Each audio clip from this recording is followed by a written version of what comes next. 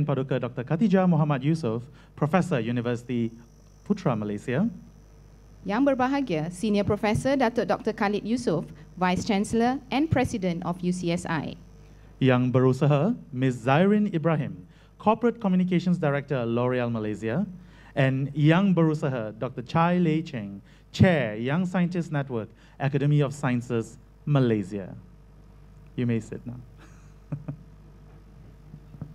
Assalamualaikum and a very good morning to everyone. I'm Tasnim. And I'm Abi, and we will be your master and mistress of ceremony. She doesn't like the joke, but I just decided to say it anyway. Okay.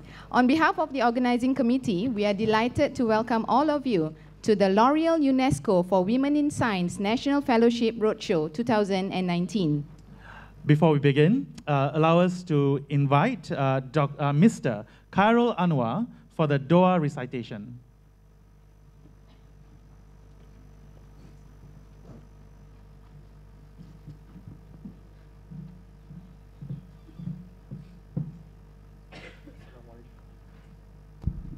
Assalamualaikum warahmatullahi and very good morning to all. Al-Fatiha.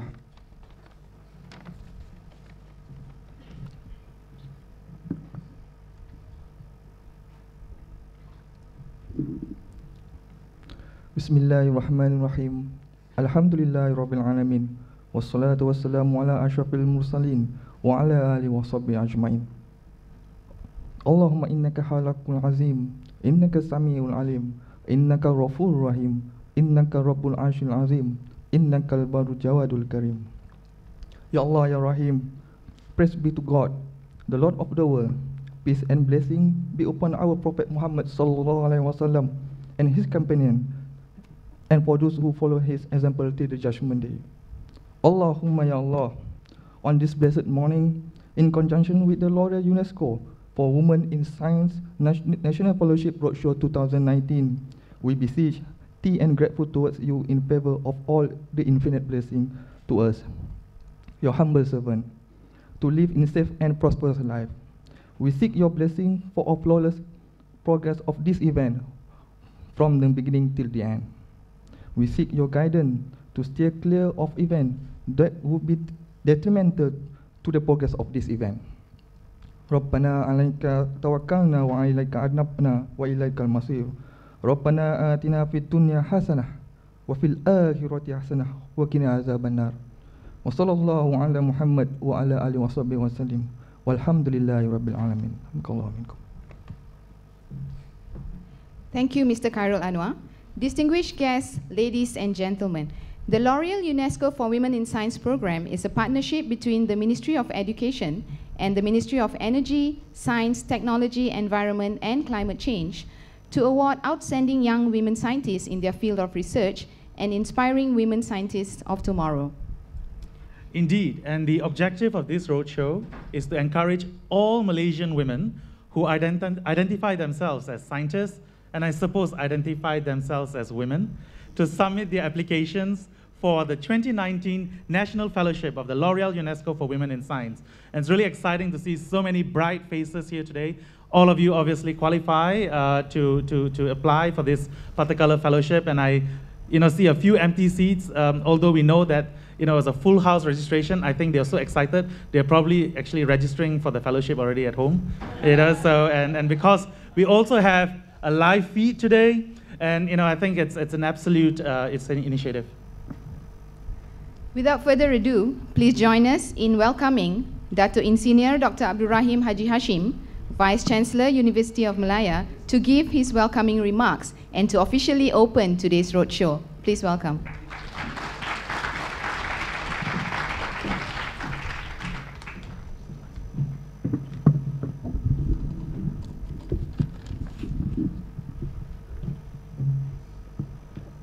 Bismillahirrahmanirrahim. Professor Dr. Nosadah Abdul Rahman, Deputy Vice Chancellor, Research and Innovation, University of Malaya. Professor Dr. Rofina Yasmin Osman, Associate Vice Chancellor, Industry and Community Networks, University of Malaya. Ms. Zairin Ibrahim, Corporate Communications Director, L'Oreal Malaysia.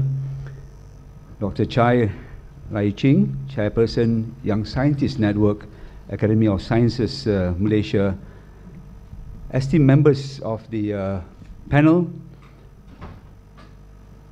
distinguished guests, ladies and gentlemen, Assalamualaikum warahmatullahi ta'ala wabarakatuh, Salam Sejahtera, and a very good morning to everyone present here in this hall. On behalf of University of Malaya, let me welcome every one of you to this Loreal UNESCO for Women in Science National Fellowship Roadshow 2019.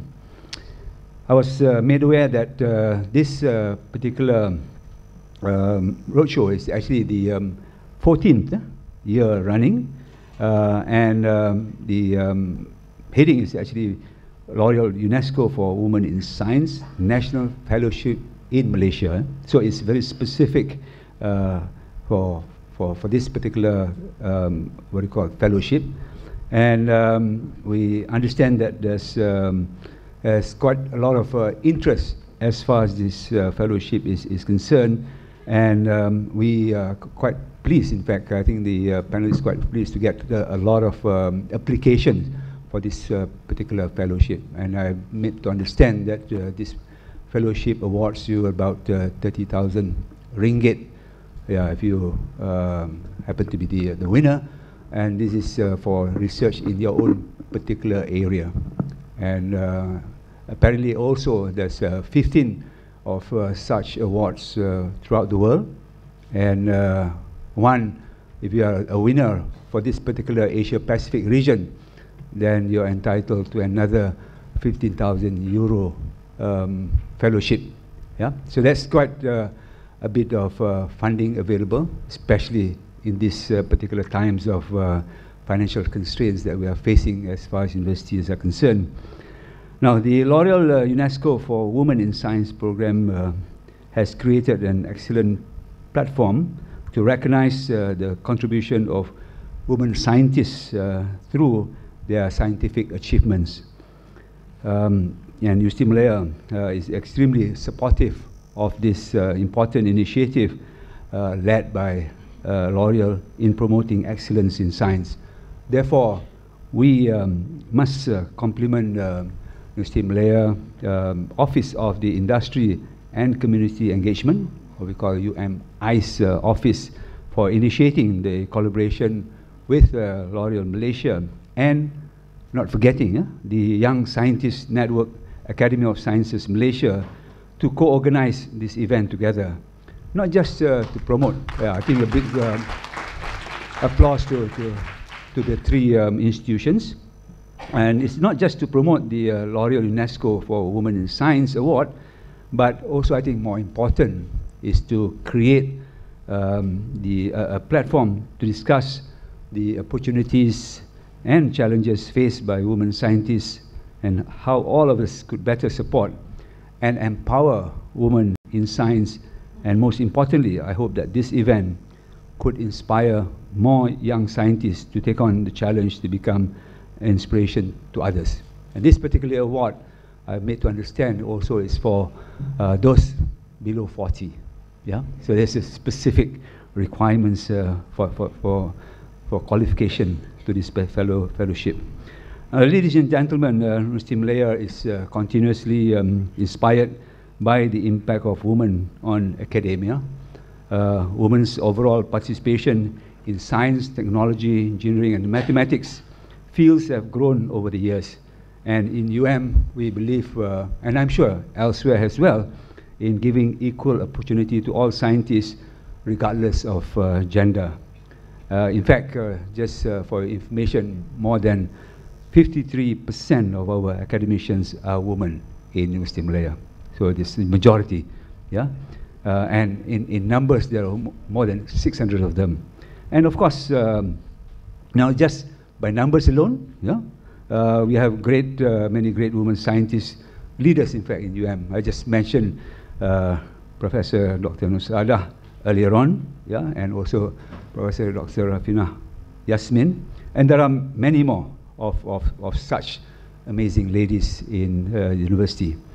And I guess not forgetting perhaps one person that I need to mention is Professor Dr. Yvonne Lim, who is also the director of our International Relations Office. Actually, she was named as one of the Science Stars of East Asia by Nature last year. So that's one of the achievements that we have.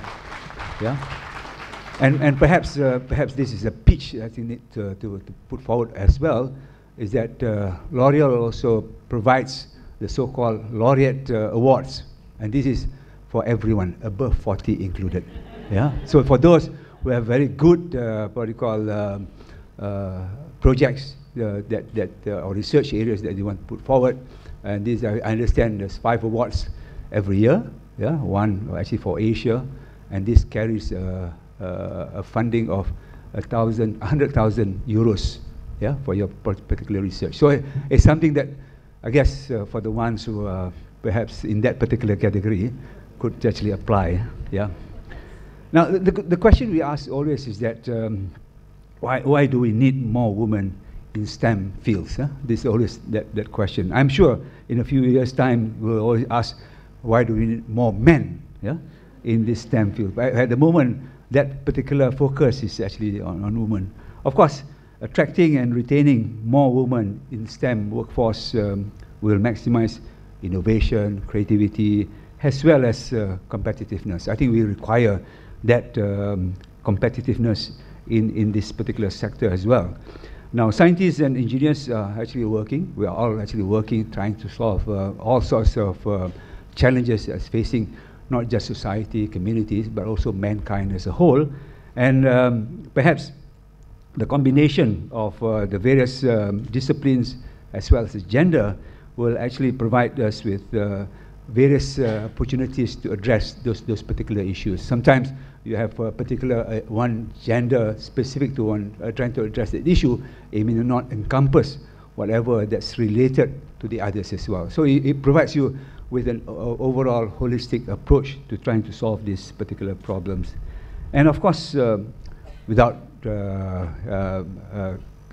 addressing this issue, men and women also have are equally important roles to play in providing the environment where I think more important is the engagement and collaboration transcends differences in fundamental to achieving lasting change.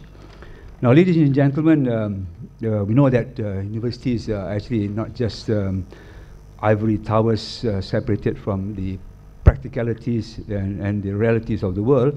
Now, we understand that the importance of power of collaboration, especially now, and have been, I guess everyone here has been practicing the so-called quadruple helix, yeah, which demands perpetual commitment from government, from industry, from academia. I think more important now is to get the community involved. So our mission is to advance knowledge and learning through quality research and education for the nation and humanity. And to achieve this, we must definitely intensify our efforts to enhance the university's visibility through internationalization, through collaboration, and through partnerships with strategic industries and shareholders.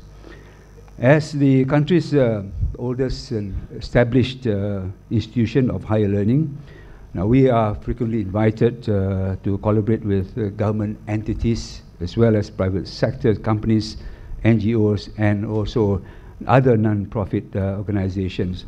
And we at University of Malaya, I can vouch this, readily welcome this opportunity to cooperate and co-organize such events with L'Oreal Malaysia. And I would like to thank the L'Oreal Foundation and UNESCO for their proactiveness in playing such an important role to support women scientists for the past 2 decades.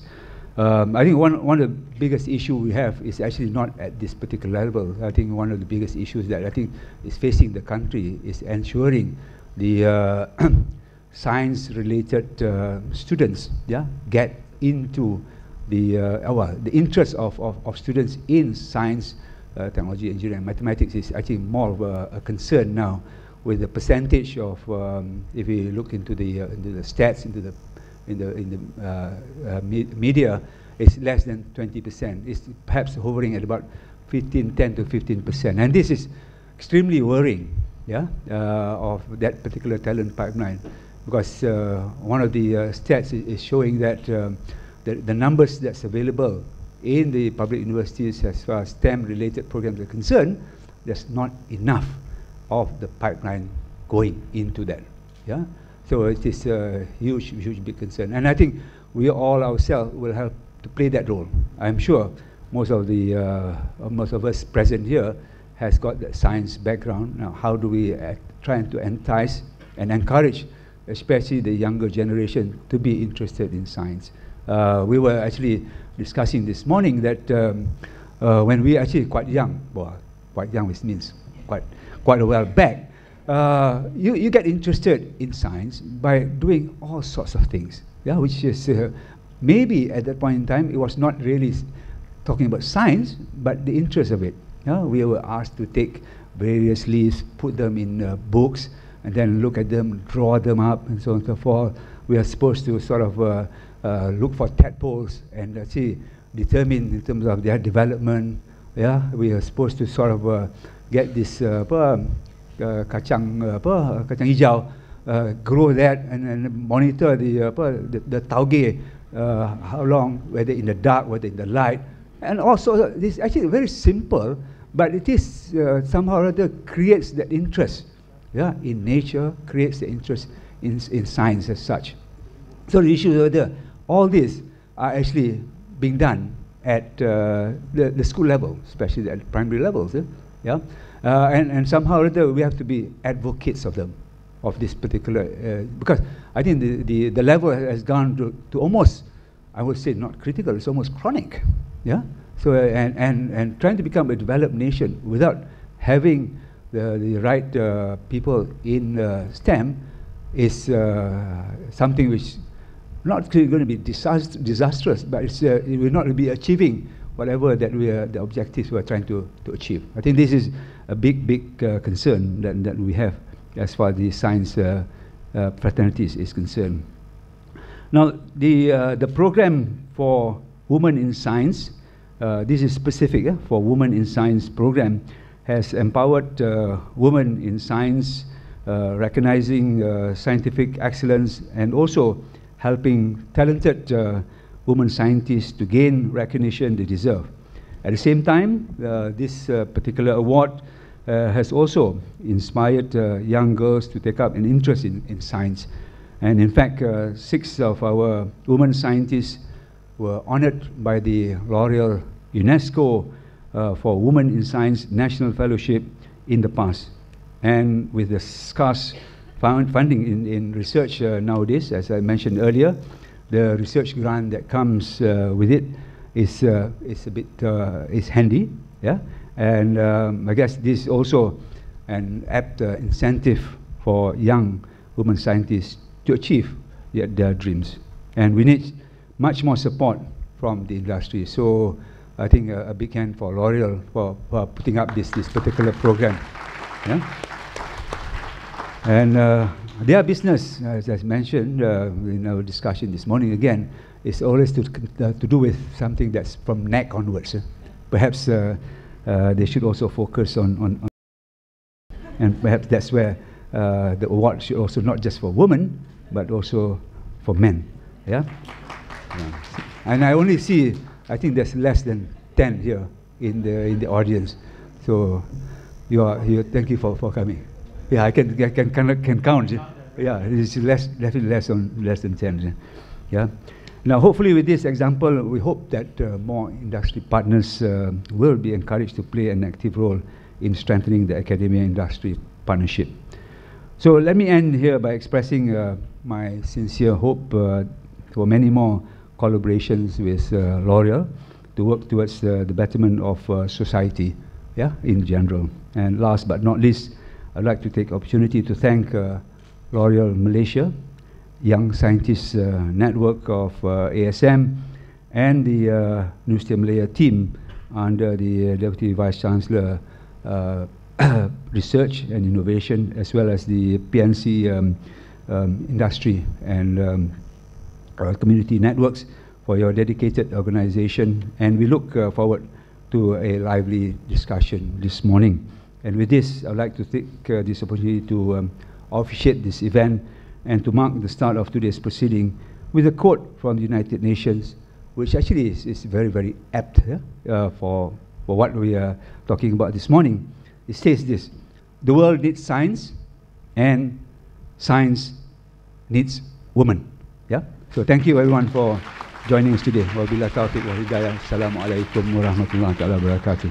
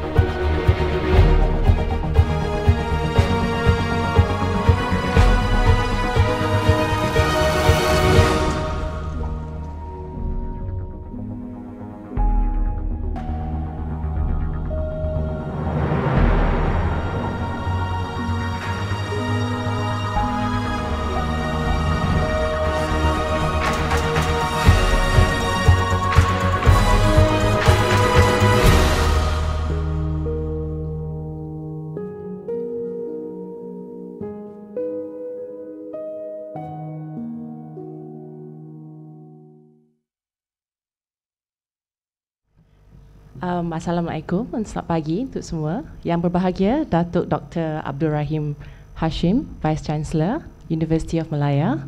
Distinguished guests, I see a lot of familiar faces today. Thank you all for coming, ladies and gentlemen. First of all, I would like to thank all of you for taking time to be here today with us for the first ever Loreal UNESCO for Women in Science Roadshow for this year. So thank you so much for officiating the roadshow for this year. I am truly humbled to be given the opportunity to speak to such amazing audience group of people, all talented women. We have men here, and your presence really shows and demonstrates how you can support women in pursuit of researchers and career in science. Thank you again. I cannot thank enough, especially the two working committee with me, Prof. Rafina Yasmin and Dr. Chai from University Malaya and Young Scientists Network for co-organizing this together with us. We could not have done it without all your support. Thank you so much. At Loreal, as much as we love to pursue our business growth, we strongly believe in making the world a more beautiful place. We are committed to giving back through our philanthropy program. We have two under our Loreal Foundation, which is Beauty for Better Life.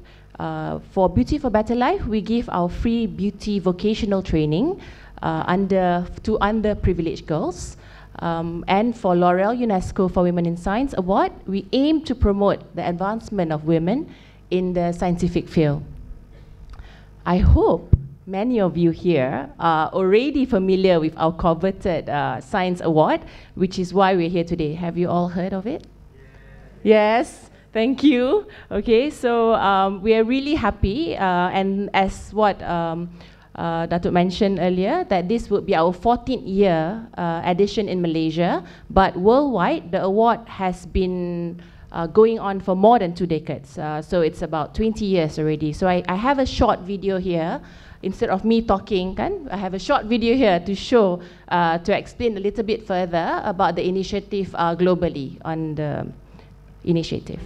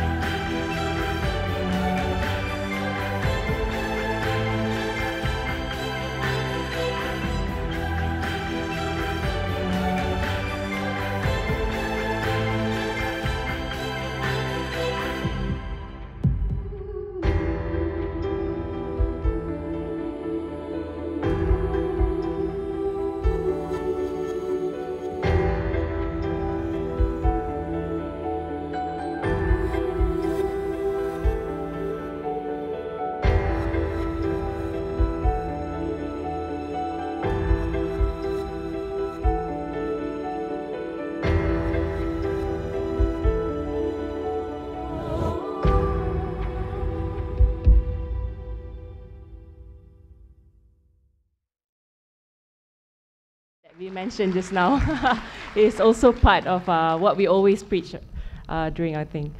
All over the world, women scientists has demonstrated the significant role they play in science. We know this. However, research shows that less than 30% of the world's scientists are women, and only 3% of them are actually Nobel Prizes winners. And in Malaysia, the numbers of science students is really declining year on year, and the younger generation is not choosing this as a subject. So for society to progress, we must have science to develop the innovation, the ideas, and the solution.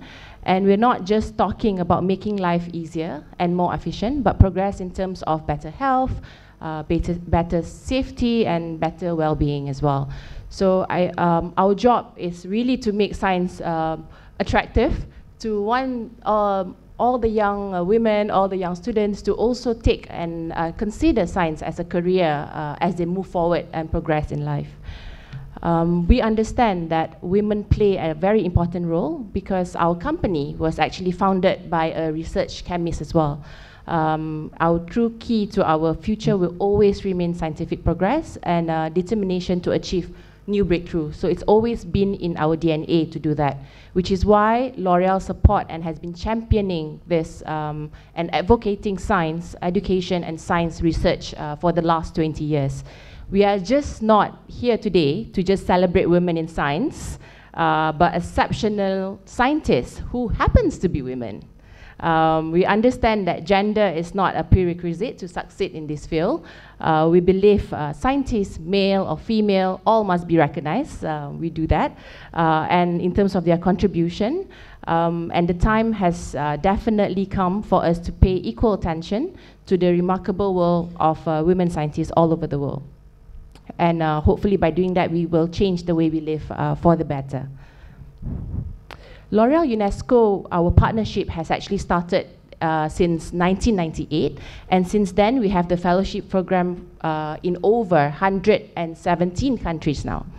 Malaysia is one of them, and in the first 21st years, as you can see that we have more than 3,000 talented young scientists below 40, both doctoral and postdoctoral candidates, providing their research and all that. So today it's all about that. All of you here coming, we really, really would like you to submit your application because we want to show the world that Malaysia has the best scientists because Malaysia boleh, okay? We can go all the way, okay? And I'm hoping also this year we have 1 or 2 submissions for the Laureate Awards as well, and hopefully one of our Malaysian scientists could be on the map for that because we have not won before.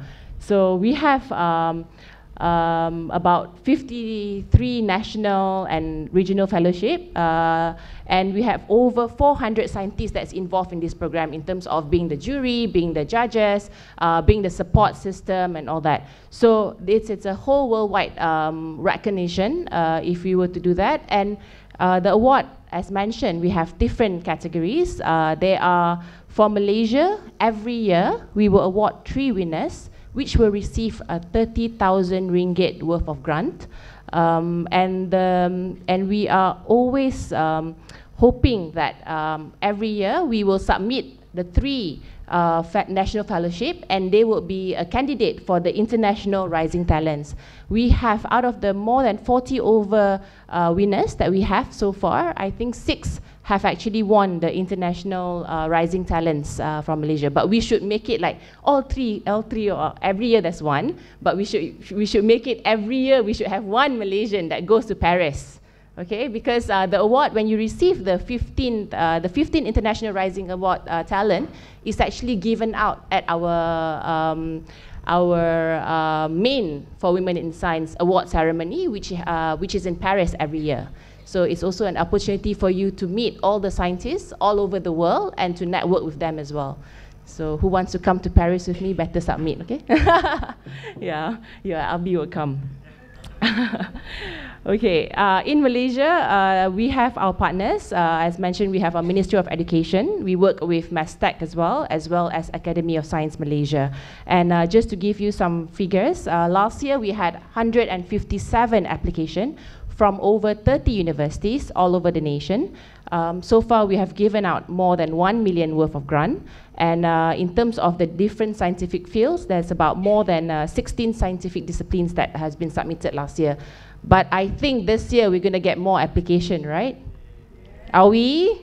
Yes, especially from okay? Because I think so far we have 6 winners, and UCSI also. We hope to get some more applications from there as well, and all the other universities as well. So we're very happy to start the roadshow here, and we truly feel that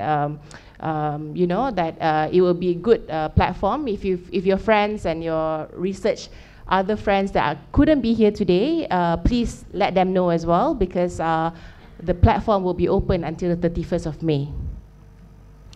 I want to show, because we are all very, very proud of our previous year's winners.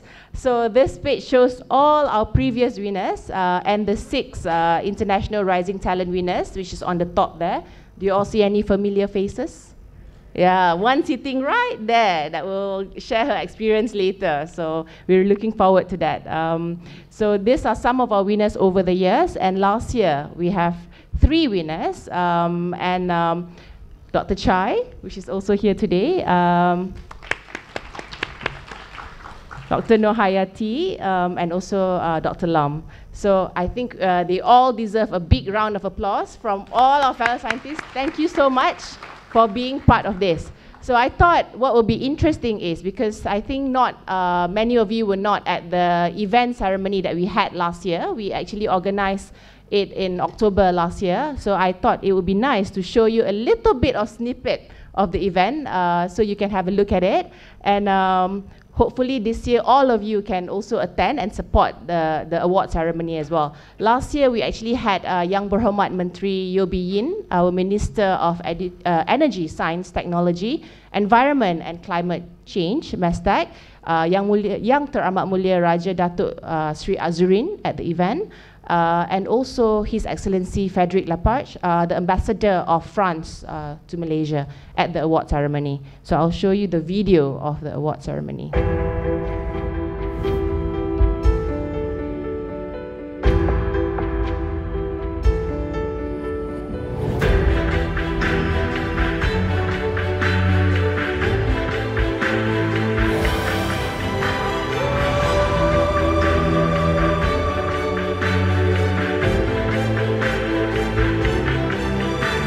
So I was so proud and at the same time humble to receive this award.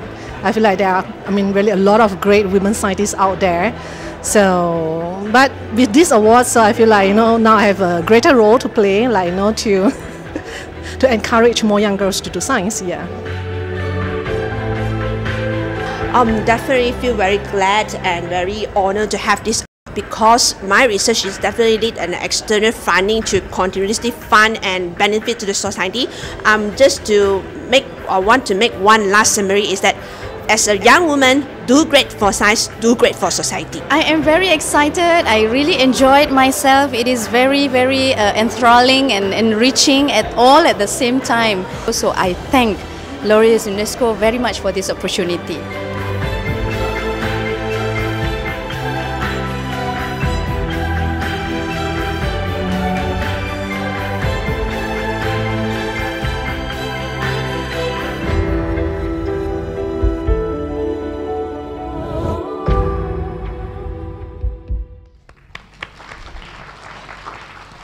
So this year, I'll see one of you up there on stage, okay? Do you all can take the challenge? Yes.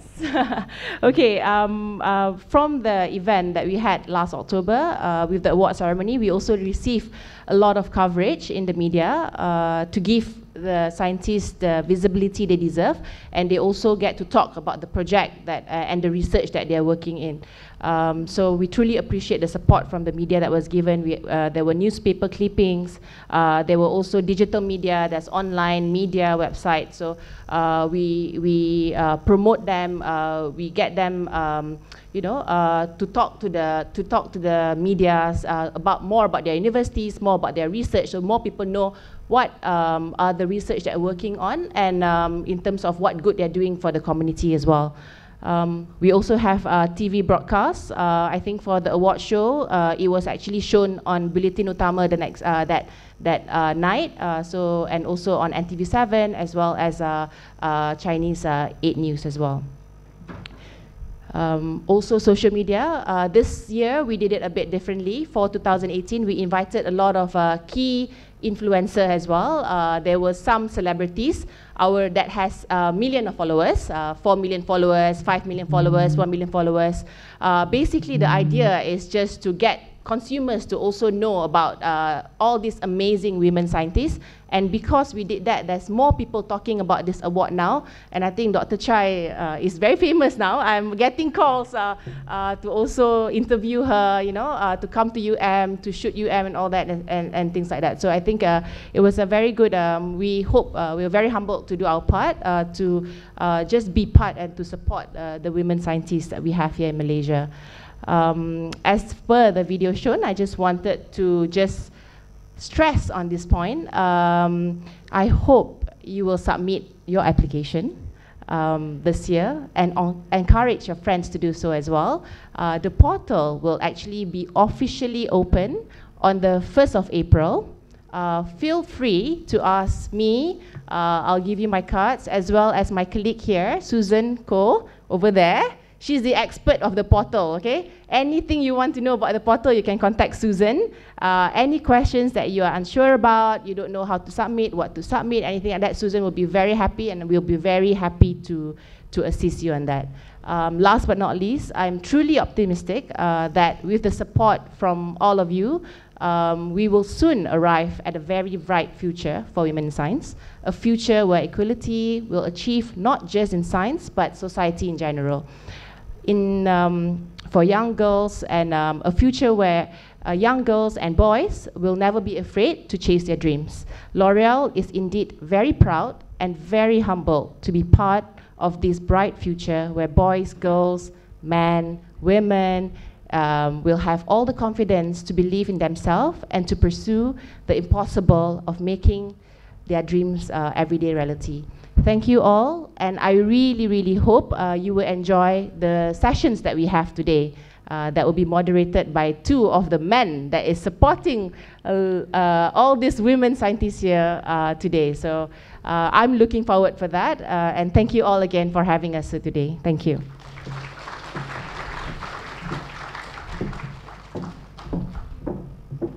Thank you, Ms. Zyrene, for giving us some tips and sharing with us your experience with the fellowship.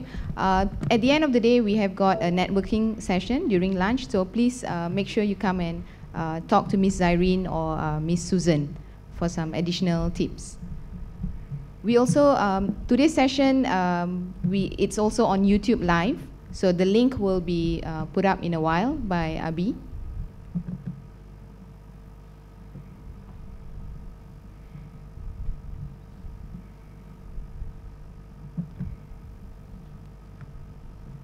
That's it. That's the link. I know it's a bit difficult to type back. Why don't you take a photograph, and then after that, try and send it to as many friends as possible. I actually looked at the stream. You know, I'm sure, Dato' VC, you should be happy. You look pretty good.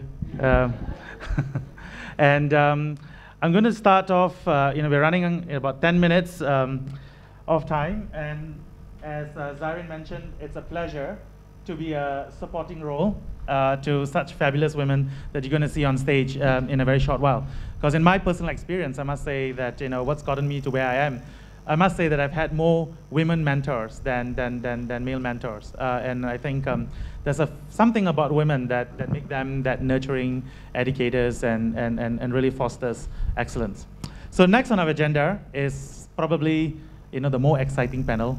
Sorry, Dr. Khalid. Which is the For Women in Science Forum, and we have 3 past winners to share their experiences. Before we begin our forum, each panelist will give a short presentation on various facets of their experience since winning the fellowship itself.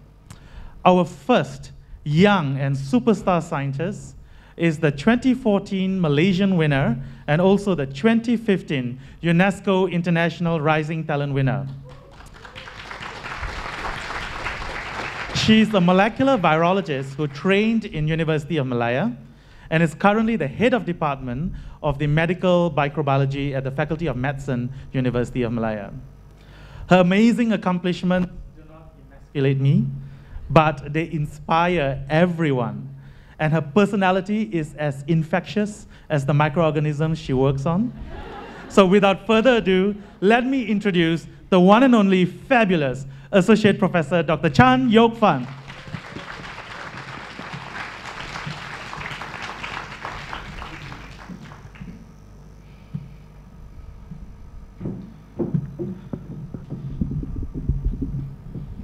Thank you, Abi.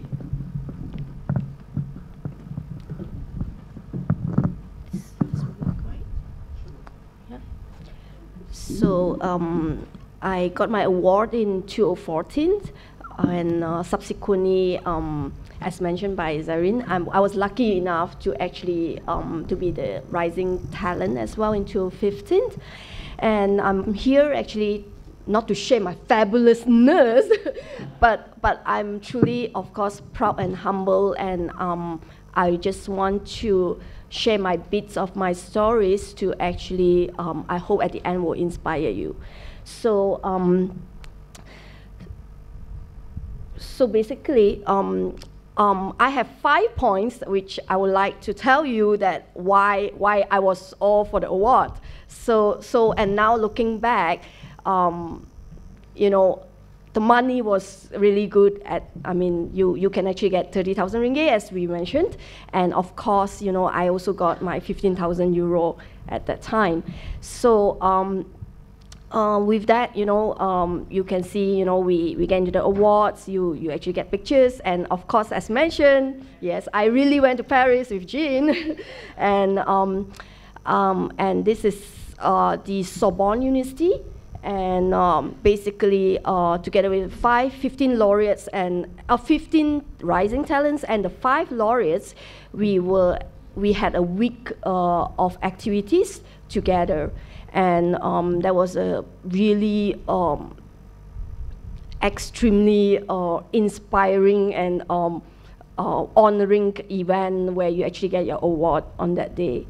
So that's the picture, and I felt, you know, this award also gave me a real boost, and the boost is in terms of you feel honored because, you know, when you got up to the stage and get the award, you really felt like, wow, you know, they give you a wow factor that, you know, you achieved something in your academic career.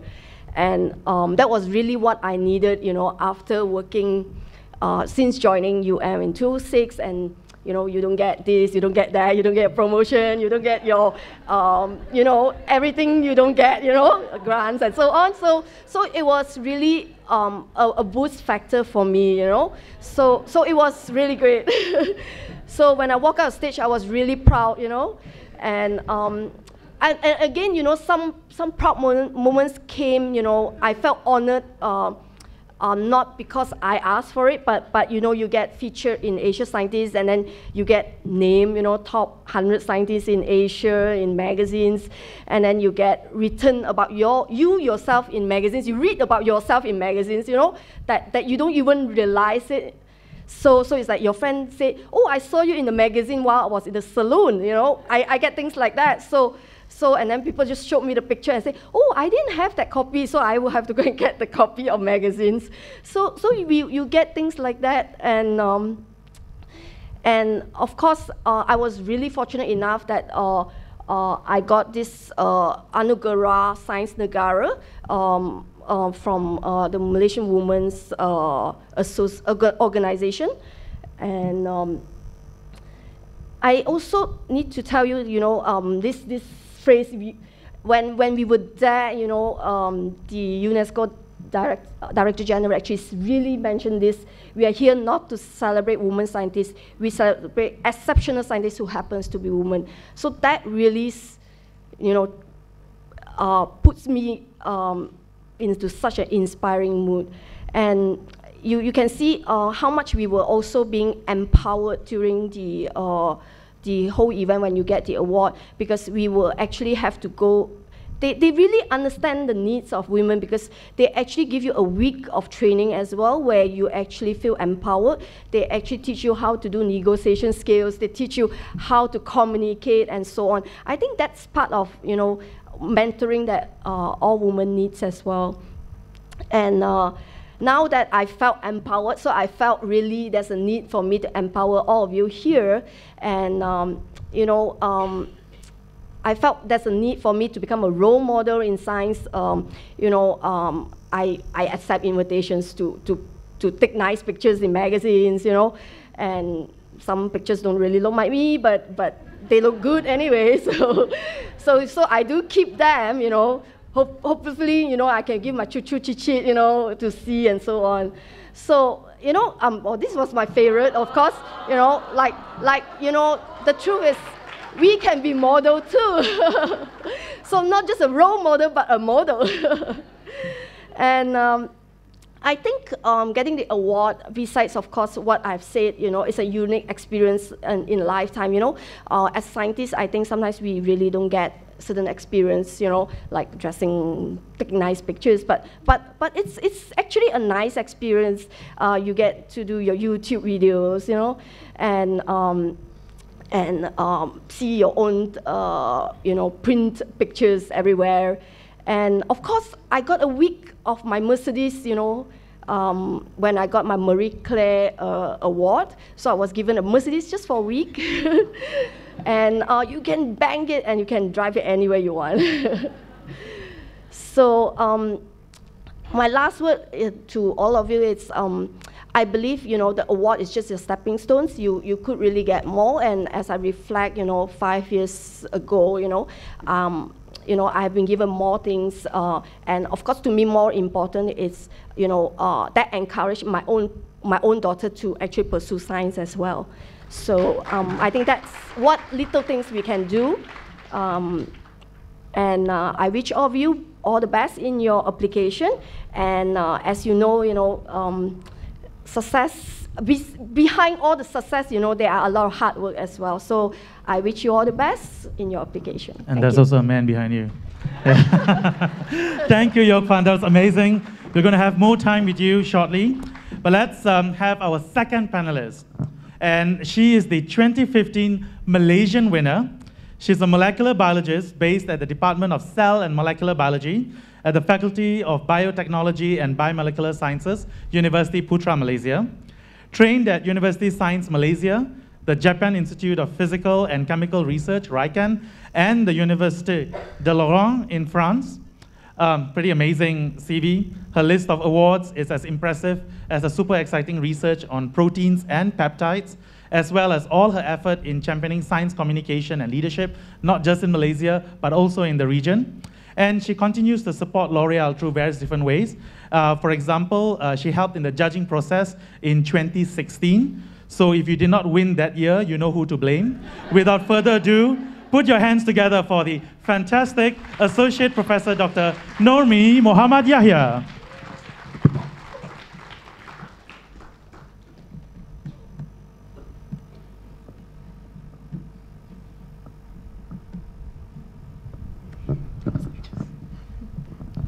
Thank you, Abi.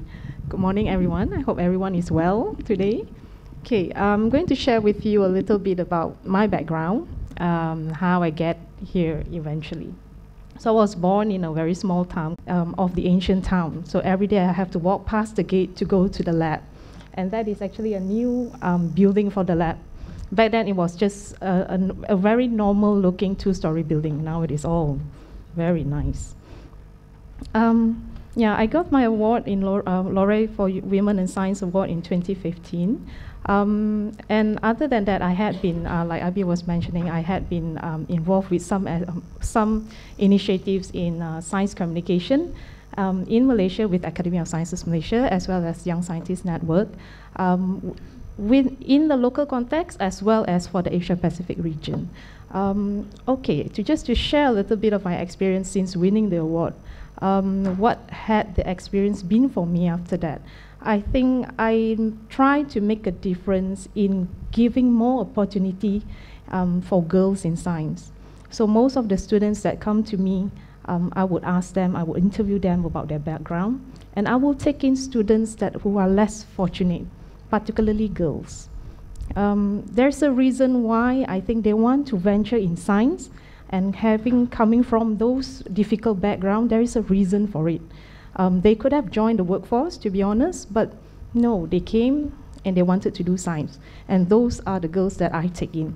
So now I have, I think I have 5 of them, 2 of them have graduated, so I have 3 of them with me. So the greatest, I would say, the greatest acknowledgement that I get so far, the most impactful one, was finding one of my students writing in her acknowledgement section in the thesis, saying that thank you for being more like a mother to me. Then I was a supervisor. So that was the most impactful acknowledgement that I get so far as a supervisor. Yeah.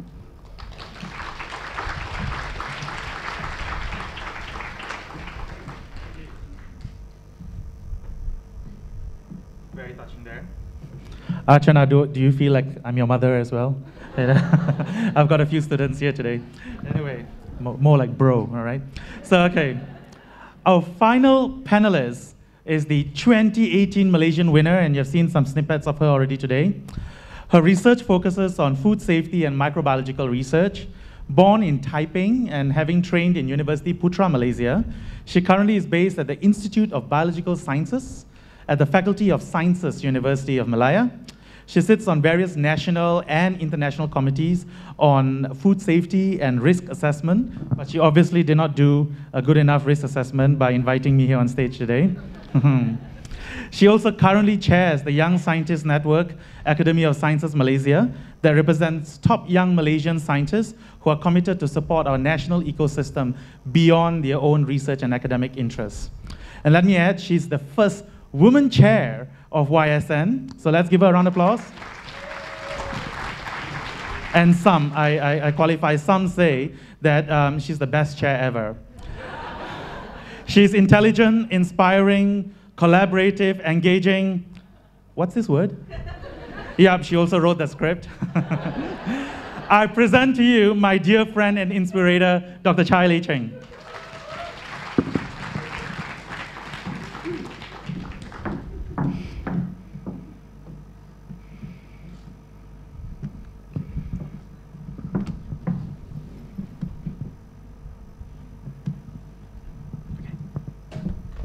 Okay, so thank you for the introduction, Abi. Okay, so thank you for giving me an opportunity to stand here and to share with you my experience of receiving this very glamorous L'Oreal for Women in Science Award last year. So last year, actually, L'Oreal did this award slightly different compared to the years before. So we were actually given, like, an opportunity to give this 7-minute TED Talk to explain the scientific research that we do to a group of audience, which is not like the audience over here, so they were all mainly non-science background. And among these audience, so there were TV celebrities, so there are influencers on social media, so there are also media, and they are royal, and they are, like, the minister, so Yobiin. So you can imagine, like, it was quite very stressful presentation for me to do, even though it's only a 7-minute. So and what is more about it is, like, on that day, I have decided to do something crazy because L'Oreal said that, oh, you need to do something different, like compared to the normally what you do. So yes.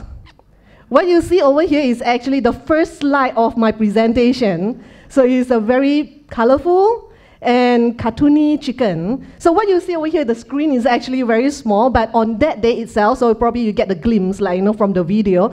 So it was a very huge, colorful chicken behind me, and I myself actually get shocked looking at that chicken. So it looked as if, like, it's trying to escape the screen. And standing on the stage, like, I could see, like, the very shocking expression of Prof. Yasmin sitting at the front row, and I think probably she's saying, oh no, like, what is this about? And perhaps, like, I also hear giggles, like, coming from the crowd, like, they were wondering, like, what has this funny chicken had to do with science, like, are we listening to a scientific talk, or are we, like, listening to something funny?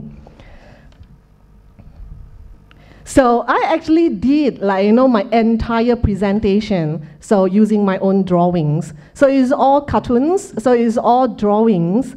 And I initially was actually quite worried, like, how this thing would turn up. So, but to my surprise, I actually have a lot of people came up to me, like, after that. They even wrote in their Twitter that they love it. They love my presentation. They actually had enjoyed the presentation very much.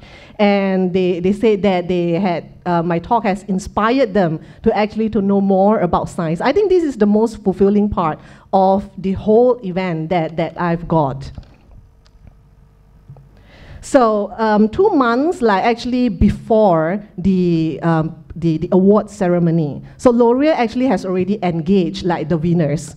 So in these 2 months, so we have gone through, like, sort of like intensive training by Loreal, like, on how to present science in a more interactive way, in a more interesting way. So we actually had a very special public speaking sessions. So these go on for about a month, like, we see the trainers, like, on and off, and the trainer even call us, like, so you should do your presentation in this way. So this is how I actually got, like, encouraged and inspired to actually use my own drawing for the presentation. And of course, like, you can see from here, other than that, we have, like, all the photo shooting. So we were taught how to stand in front of the camera and pose.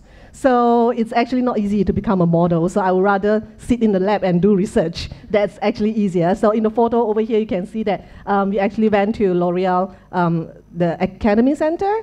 Yeah, for the training, for the photo shooting, and for very extensive makeup session, and so on and so forth.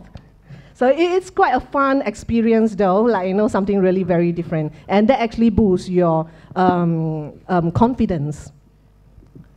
So I think what is most important over here, I mean, the best thing that I've gained over here from Loreal, perhaps it's not the 30,000 of research funding. I know that a lot of you might say that it's not much for a research, but it's actually more than that. So for me, like, what I gain most is actually the confidence, and also, like, it actually has changed my perception on science communication. And it forced me to improve my communication skill quite a lot. And what I get from here also is, like, visibility of my research project. So in fact, like, after the presentation, after the award ceremony, I've personally get quite a number of calls from the industry asking about the progress of the research, and asking whether if there is a possibility to collaborate on the project. So I'm quite, this is something that I've never thought that I would get from receiving the award. And also I've never thought at the moment when I try to submit my application, so I was like thinking, oh yeah, it's award is 30,000, better than nothing. So but I get way more than that, okay? So what I just want to say is that girls, so try to apply, like, apply today also. So if I actually talk to some people, like, please apply, and what I get from them is that, oh no, I'm not as good as you lah, so I wouldn't get lah. So this sounds very familiar because this is exactly the same thing I've told Yokfan, and then I've told, like, Susan, like, I wouldn't be able to get, like, but I gave it a try, and I got it. I think if I can do it, I believe that a lot of you over here that have very exciting research, you would be able to get the award too. Okay, so apply today. And last but not least, I want to thank all my friends and my bosses that come to support me on that day and continue to support me until today. So thank you. Hey, that was great, Chai. Thank you so much.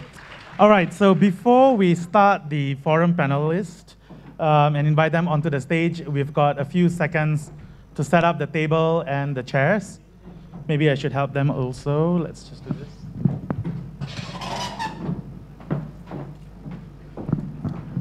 Pardon?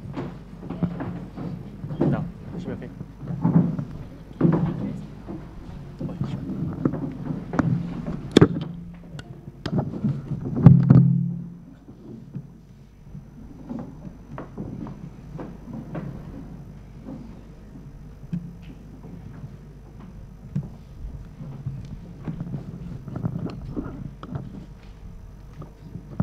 Great. All right, now I'd like to invite the three fantastic scientists and also Ms. Zyrin to stage so that we can then have a quick 30 minutes or so session. Although I must say, you guys did a great job in clarifying, the whole process. For once, I wish I was a woman. For once, I must say, because being a guy, I realize, there is something called male privilege that, I definitely have benefited from.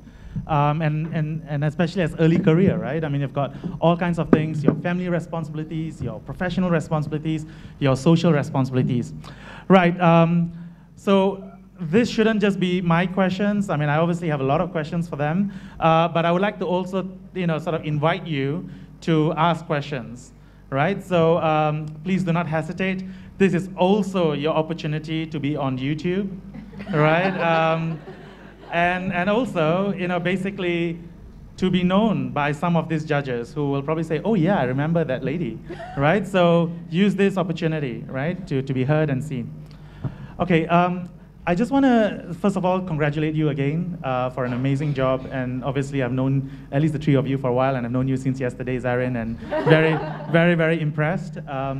I just want to ask one question regarding the judging process.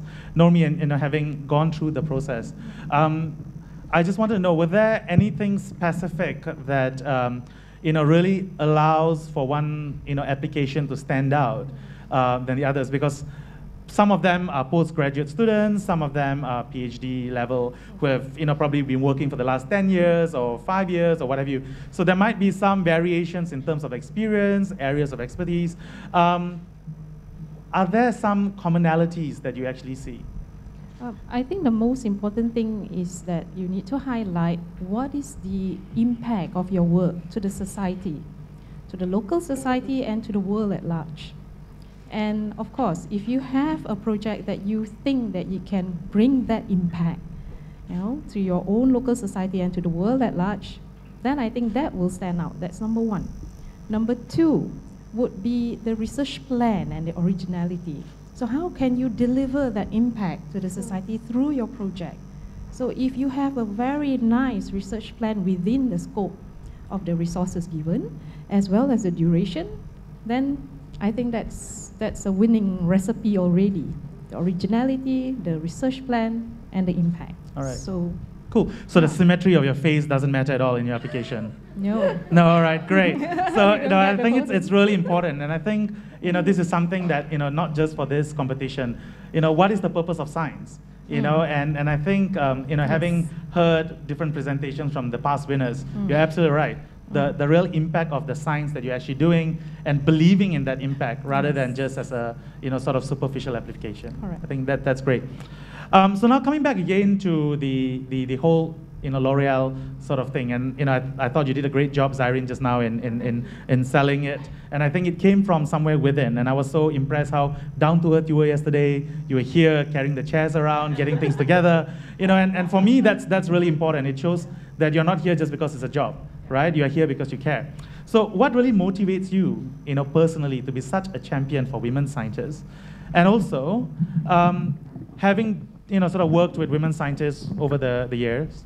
Have you seen a perception change on, look at this, how wonderful they are, right? I mean, so amazing. That's right. So have you seen a perception? Has your perception of women scientists in Malaysia changed through your experience? I think for me, before I joined L'Oreal as well, I think I've never had the experience and I never had the chance and an opportunity to actually meet women scientists. I think because for all the women scientists, if you are a women scientist, you would be in a society where you meet. It's a common thing for you, right? But what was interesting was when we had the award show last year, a lot of our consumers, a lot of our people that you are doing research for them, they don't realize how amazing and the kind of work that you do.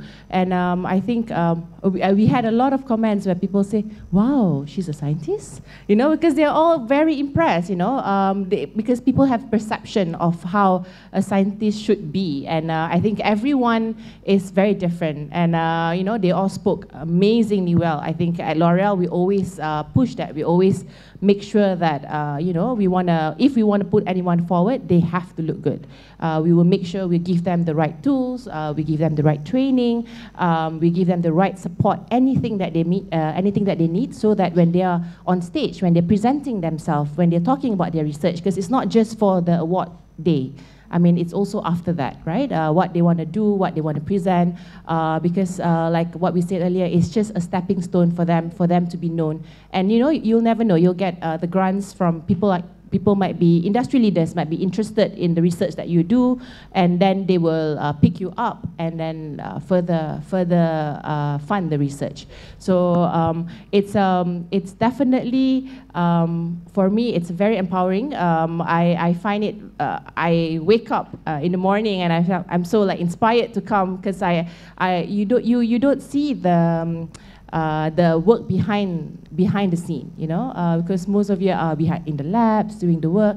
You know, if you don't get the visibility, which is something that we wish we could do and we could help, people don't know about your research, you know, and I think which is why this sort of collaboration is very important, and we are very proud to be part of it, and very humbled to assist in anywhere that we can. It's always the first time when I meet the winners, they're all very shy. They're like, I cannot do it. And then suddenly on that day, you see like a transformation, you know, like from a caterpillar to a butterfly. All of them just raise to the occasion, and they just like, they speak very well, and they're all very good. And I think it really changed the perception of what, you know, what amazing ladies they are. And, you know, I read the book, and I look at the awards that everyone has won. I'm like, wow, amazing. So I'm really happy to be part of it. And you're right. It's truly something that I'm very passionate about, and I'm really happy that I could actually be part of it. Actually, that's great, and really be part of, you know, a movement of hope, right? Yes. You know, whenever I read articles about, you know, all of you, it's just so nice and such a great distraction to you know, what's out there in the political world. Right? I mean, you know, it's so nice. No comment. So much real intelligence and objectivity. All right, okay, so, but you did bring up something about, you know, the imposter syndrome, right? And I think it's very well established that, you know, women, and especially people in this part of the world, you know, unfortunately don't recognize their own abilities as much as they should. And you know, we can blame that on many things, but the three of you have actually, you know, sort of broken that, right? One question, and probably I'm going to embarrass you, but I think you shouldn't, you know, if you're going to say yes to this question. Did you fail in your, you know, have you failed in your application, you know, for this particular L'Oreal fellowship? And did you win it in your first time? Nope. Nope? Nope. Great. Can we give them a round of applause? No. Because especially in a society that only talks about success stories. Yeah. I mean, I want everyone to realize that, and even in my case, I mean, actually most things that I won, I actually lost it first, and then I found out how to win. So, I mean, I think, you know, maybe, what made you change your mind after failing the first time? Did Normi evaluate your grant that year? No. Right, maybe one of you want to share. Maybe, can I ask Chai to maybe share your experience? Yeah. I remember that last year was actually the second time that I applied. So the year before I applied once and I didn't get it, and then that's why, like, you know, last year they came to like, you know, to do another roadshow. So Yokfan was there, I remember, and then Susan was there. So I mean, I helped them in the organizing, and then they said like, no, you should apply again. I said, oh no, I failed, like, you know, last year, so I don't think that I will be able to get it. So it's too difficult. But then I decided to give it a try. And then, of course, like, you know, the tips that they gave that time was quite helpful. So there are quite something that I change, I do differently in my application compared to the year before, because those are the things that I think that I did probably wrongly. So one of the things is that the 30,000, a lot of people think that you should limit your research project that you submit within that 30,000. And therefore, you limit the scope of your research and the impact of your research. So from the presentation, I know that no, that 30,000 actually serve as a seed fund for you to start your project. So do not limit your application or your project within that 30,000, aim it big. So use that 30,000 as a seed fund to initiate your research and things like that, or something that has already been ongoing.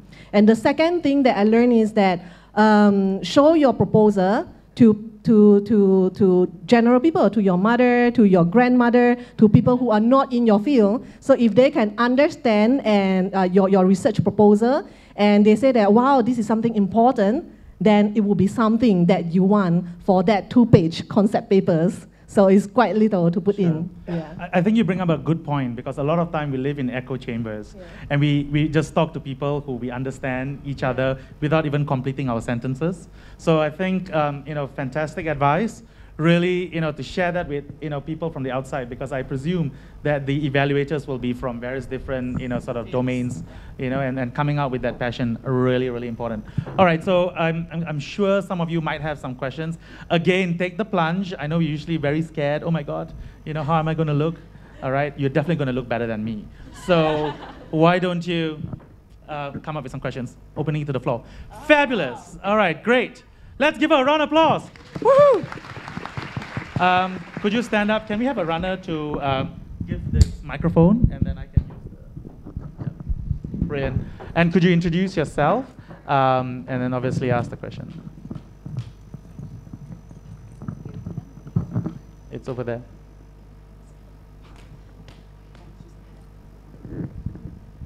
You can take this mic, so you have to. Yeah. Maybe we can share with you. Yeah.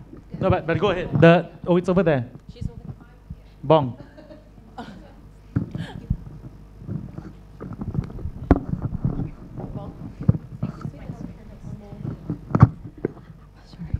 Hi, my name is Ratna Mokhtar. I am from MOE. Great. I'm representing MOE today. I'm not a scientist, obviously, so my questions is different. Unless Zyrene, you have vacancy in your department, then I'm open with that. So as a woman, I've been wondering, as a scientist, and you work hard, of course, long hours. So my question is, how do you deal with juggling with families? Because we women, we have not only work at office or labs in your cases, but also we have kids to raise, we have a home to take care of. So how do you deal with that? Great. And the overwhelming tasks? Thank you. Great question. Yeah. If you ask me, I get my mother and my wife to do all the jobs. But sure, Yokfan, go ahead. I think it's stages of our life. I mean, unfortunately, yes, women seems to have more responsibility than men. but that is not true, actually. I feel we must always have very supportive family members. I think our family members are the key to our success, and whether it's our parents, our in-laws, and of course our dear husband. And I think they are our key to our success as well. So having them, to be the helper, it's actually very important. And I think I also realize, sometimes we women tend to be high achiever. We want to achieve everything, but we have to dissect what we want in our life, and we should actually plan out well, that we want different things at different stages of our life, because life, what you do is a journey. So don't always want to have everything, So it's like, for example, don't start off $1 million grant, start off with this L'Oreal UNESCO fellowship first, if you're a new academic, a new researcher. And so it is your planning. Don't give yourself too much stress. I think we think you can have it all if you actually know how to juggle your commitment and you have to put everything into perspective and get help all the time. So that's what I think. Good point. It's not about I having all, but actually we having all, right? So having the whole network. So that's fabulous. All right, can we have more questions? Brilliant. Where's the runner? Okay. Yeah. Could you maybe stand up so then they'll know? Yeah. Hi, I'm Nuruliza from University Science Islam Malaysia. I actually know Chanyok Fan. I used to be the RA in the Sazali's lab. All right. So okay. yeah. So my question is more about the application, being an early research career. So in terms of the application, when you look at the applicants, yes, Dr. Chai was saying that we want to apply for the fellowship, but as scientists, especially as an early career researcher, you would feel like, oh, I don't think I'm in for this, or yeah. So in terms of the applicants, would you look at their backgrounds, their research background in terms of publication wise, in terms of grant that they have obtained? Because to be realistic, say post PhD 3 or 5 years, it's quite challenging to have a really good research, publication or grant background wise. So yeah. Yeah, good question. Actually, related to your question, right, the answer is no. We do not take a look at how many publications that you have. It's the originality of your idea, your approach, what significance it will bring to the society. That is more important. And in fact, I think there are two of the previous winner international rising talents. I know two of them. They are also in their early career stage. So to make it that far, it was something, it was a really good recognition for them. So it is the idea that sells, not so much on your CV, not so much on your publication. And of course, tailored to the project that you are proposing, of course, it has to match with your expertise, right? So as long as those things are there, the idea, the soundness, the originality, the impact, that will be the winning recipe. Yeah, great point. What about like sort of references and letters or recommendations and stuff? Okay. How important are they? The letter of recommendations, I think that too will play a bit of a weightage, to be honest. It has to be a slightly different letter of recommendation. Cannot just be, oh, she's a good team player and that's it. Because imagine you have so many applications, most probably those letter of recommendations more or less will have that points. So though the letter of recommendation, if possible, should highlight your achievements, your involvement even in societal involvement. If let's say you are involved with outreach, trying to reach out to students, spreading education to the less fortunate, those things should be highlighted as well. Yeah. Yeah. Let your personality shine through Correct. these opportunities. Correct. Brilliant. All right. Yes, please add Zarin, and then you'll be next. Okay. I'd just like to add, I think when you submit your application, we always look at the research that you have to think, because you will be put on the map with all the other researchers, not just from Malaysia. Because we will choose one international rising talent from Asia that will be represented to Paris, and we will always look at what sort of impact it would impact the community at large. I think this was one of the points that Normi mentioned as well. So it doesn't matter. We have lab assistant as one before. We have it doesn't really matter. Of course, it adds to the credential, but please do not because of that. Please do not apply. Just apply if you have a great idea of research, and don't just think. I think Chai mentioned something very good. Don't just think because you have 30,000. Your research should be, oh, what I can do with 30,000, because I think that was quite a common mistake. I think you should think big, because what if you can win that 15 euro as well, or you can get funds from other sectors as well to actually fund your research. It's about the originality of what you want to do. Fabulous. All right, so can we have your question? Good morning. I'm Devi. I'm a dental student. I'm a doctorate student. So my question is, as a doctorate and a dentist, this is something that we do for... It's her own application. Yeah. You write your application for yourself. Sorry, I shouldn't be speaking, but it's something I really care about, yeah.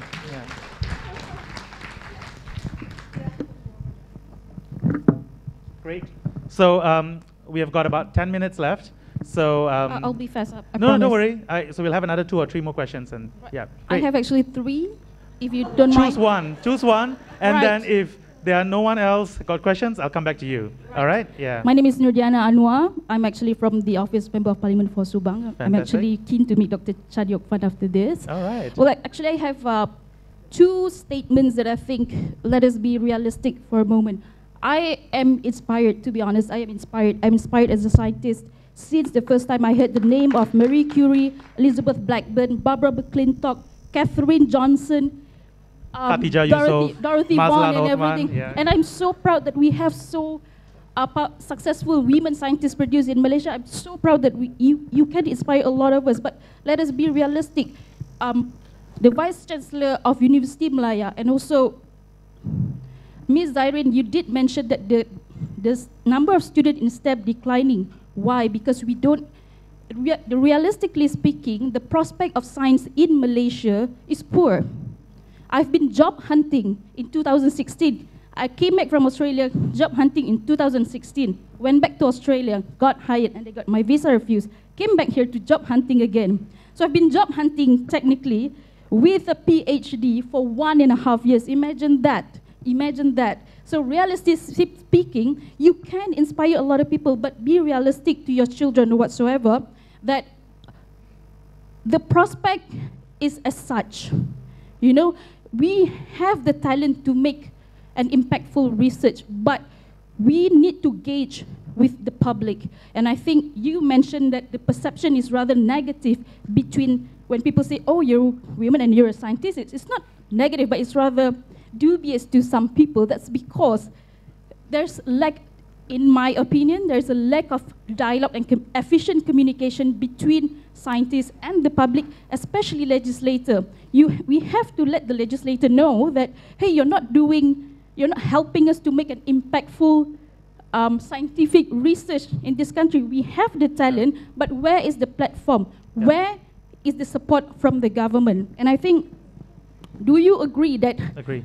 Yeah, do you agree that the communication between scientists and non-scientists should be enhanced? And I'm so proud that Dr.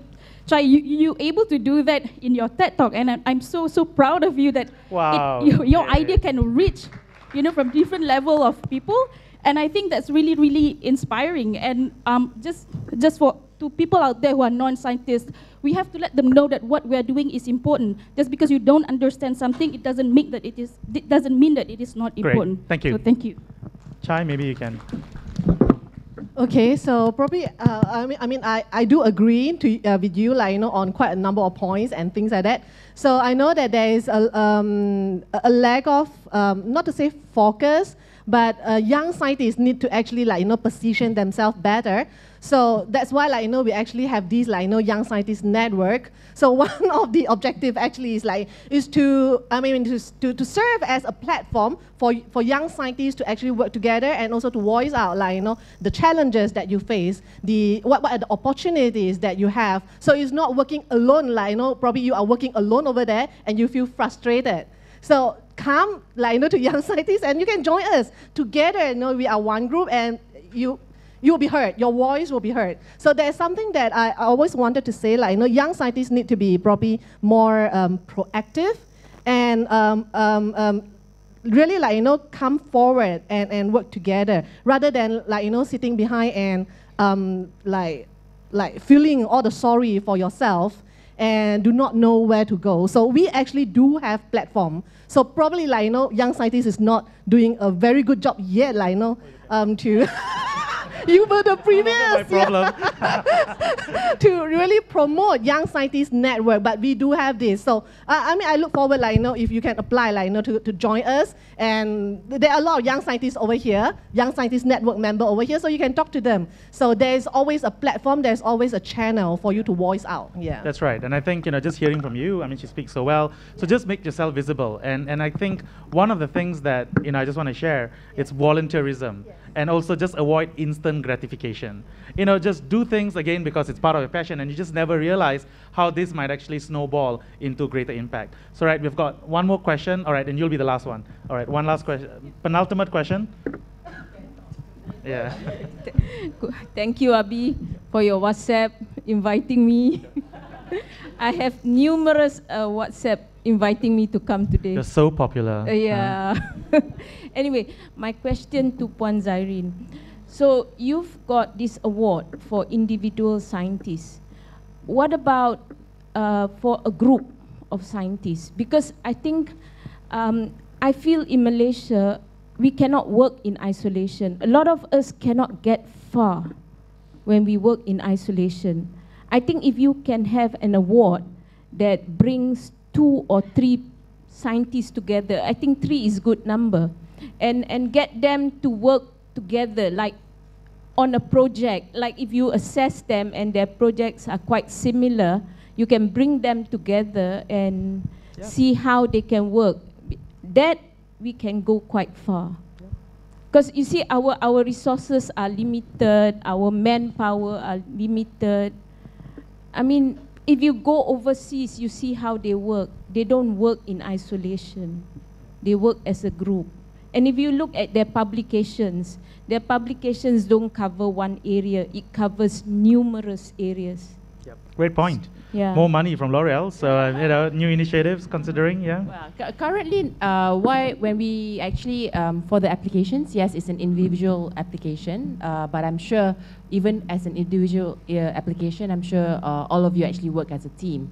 I think one of the things that one of the previous, I think from the dialogues that I have with the previous winners and all that as well, they mentioned that if they did not apply and they did not come for Women in Science Loreal Award, or they don't even get to meet one another, you know, because they always stay in their own field and they only hang out with their own, what do you call that? The same... Yep. Birds of a feather flock together, yeah. Yes, yeah. So they don't even meet, you know. So I think that's why we hope that with this platform we could also create that. I mean, I will put your idea forward, but it's a global initiative, and I think even as an individual, if you submit, I think we do not dictate to say that money is only for you. I think you can make the decision how you want to spend the money, and if you feel that you're... Oh, yes. Oh, you can introduce yourself. No, I'm sorry, I forgot to introduce myself. Sure. I'm Prof. Hashima from University Malaya. All right. Yeah. So as I said, we do not have a lot of restriction on how you spend the money or anything like that. So it's up to you and how you want to spend it. If you feel that your research could go further with a group of people, I think you can do that as well. Yeah, great, Zairin. Thanks for the question. All right, and one final question.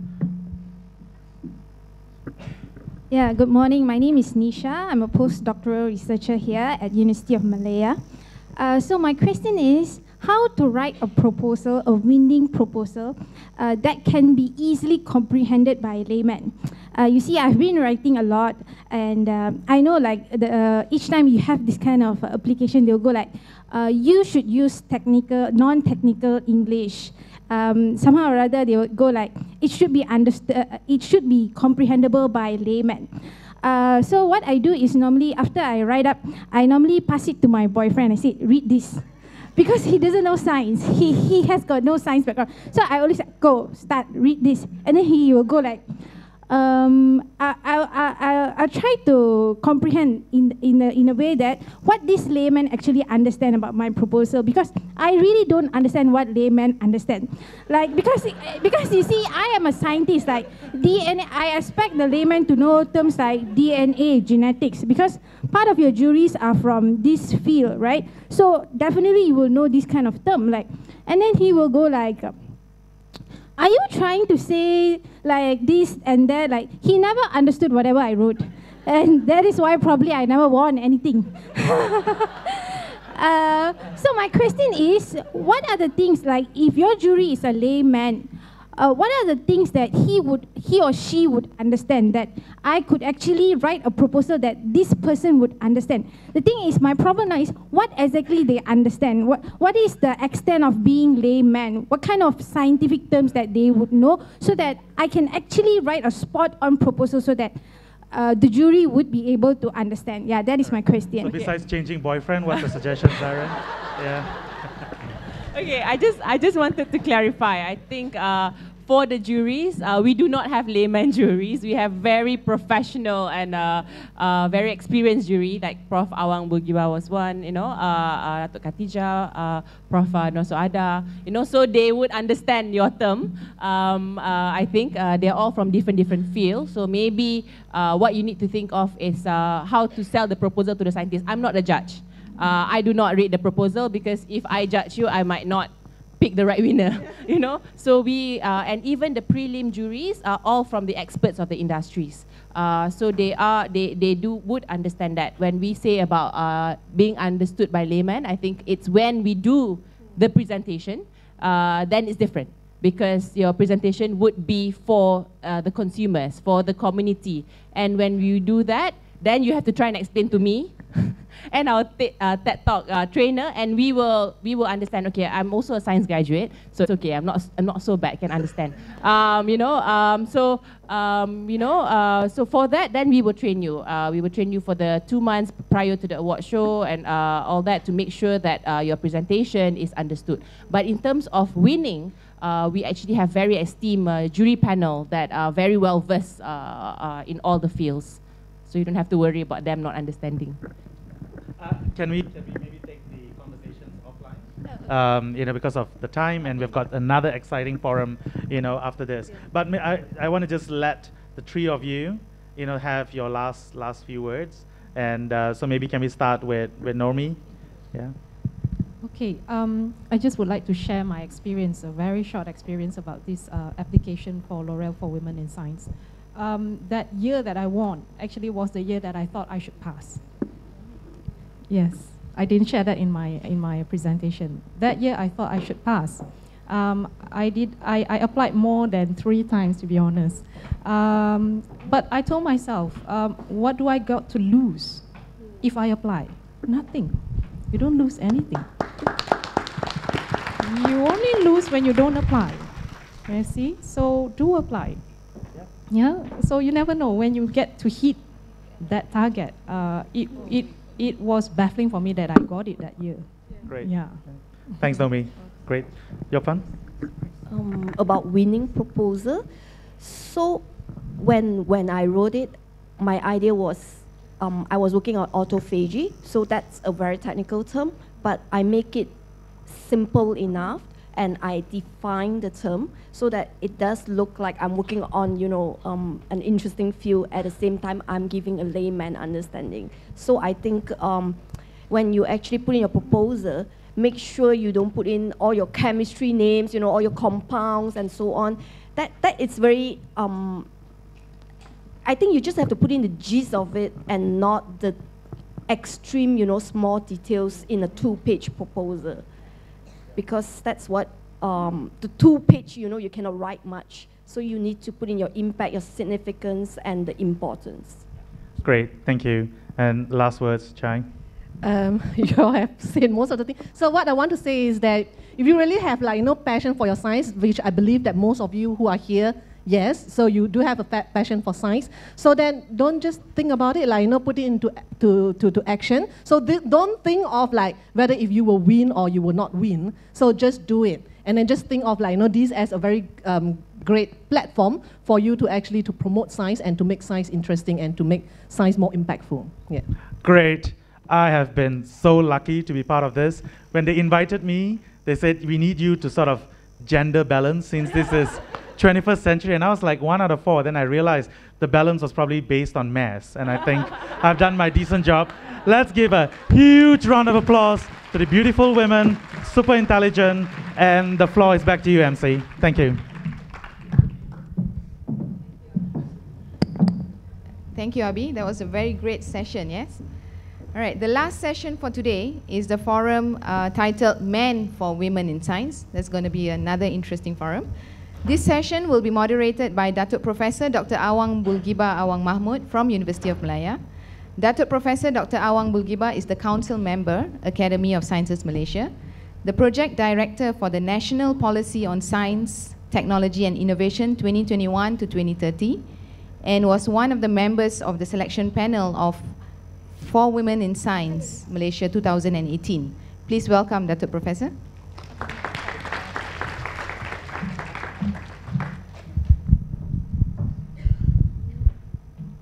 Thank you very much. I'm sorry, Abi. I know that you're better looking than me, but this is not going to be a less interesting session than yours. Now, I'd like to welcome the 4 panelists that we have: Datin Paduka Khatijah Yusof, her spouse, Emeritus Professor Dato Khalid Yusof. I have to confess that I have a private joke which I've never told any of you, that I call them KY1 and KY2. So, well, that's up for debate. Now, I would like to welcome also the younger ones. Can I have Dr. Cindy Tay from the Department of Medical Microbiology in the UM, and her husband, Dr. Chong Chan Wee. Yes. Okay. Come. Please be seated, yes. Now, I've got a whole list of questions, but I know that there's no time for all these list of questions, and you may have some questions of your own. So I am going to start off by skipping the introductions to these personalities, except to say that, number one, Datin Paduka, I think you are very well known for Newcastle disease, and by the way, that's not the English translation for Kota Baru. So Newcastle disease, and not that she caused Newcastle disease, but she's looking for a solution to Newcastle disease. And Dato Khalid, I think you are a towering cardiologist, and I must say that I might copy your fashion sense, because I do like the kind of vest that you are wearing. And I've been wanting to tell my wife that I wonder whether they would look good on me too, right? And Dr. Cindy Tay, I'm not sure whether we have met, but we are in the same faculty. We have met? Okay. Oh, I'm really sorry about that. I seem to suffer from memory lapses from time to time. And husband, I don't think I've met your husband before, Dr. Chong. No, I've not met your husband. And you are from IMU, okay? And he's probably got a sky-high IQ, a member of the Mensa Society. So that's much higher than what I've got. Now let's start off with I'm sorry, you appear a bit nervous, but it's okay. I'm quite gentle with this kind of this. Yes, he's the one who warned me. He said, be gentle on old people. But I thought I was already quite old, so let me start with you, Datin Paduka. Can you tell us very briefly, what are the things that you are most proud of over the last 30 years as a scientist, for example? I hope the mic, is it on? Right. Yeah, I think I'm most proud of my students who helped me all the way. Okay, right. What about your work? I mean, is there if you What about your work other than the Kota Baru disease or whatever it is? Actually, the work started working on molecular biology of this chicken virus, but it turned out that we are really focusing on its use for treatment of cancer. So I think it's really nice to have a good team, and very enjoyable to have good discussions as well.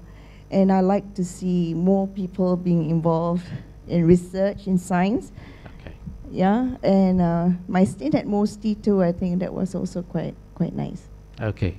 You know, I was wondering whether you face any challenges early on as an early career scientist, for example, those years ago. Yeah, I have him. Yeah. Sorry, that was a challenge? Did you say that was a challenge? I have to do everything, in the house, even until now, yeah. Okay. Yeah, that's a big challenge. Okay, yeah. I know where not to ask questions about that. Can I just go to Dato Khalid for a while? I was just wondering, you and I know you're a cardiologist. I do public health. Well, I do a bit of research in cardiology, but you and Datin Paduka work on different diseases. She works on non-humans and chickens, yeah. And you work on cardiology. So do you discuss work at home, for example? Do you, even though they are different species? Well, I think we don't discuss work, our respective work, but we discuss ideas. Ideas. Okay. And What kind of ideas? Ideas is how to convert a larva into a butterfly. That's entirely different from chickens, I think. And that is very, very important for a country like Malaysia. How to build our strength from what we are into a better, bigger, higher level, whatever. I think that's very, very important. And how can we make use of ourselves, one person, two persons, to effect that change? And let us be the cocoon where the larva grows and then they transform into butterflies and make the world so much better. Okay. Those are very, very, very profound words. I must confess that I'll have to steal one of those words and before in probably another presentation. Now, can I just start off with Dr. Cindy, for example? I've looked at your expert profile. I always look these things up, you know. IMU doesn't have this kind of profile, so it's a bit difficult.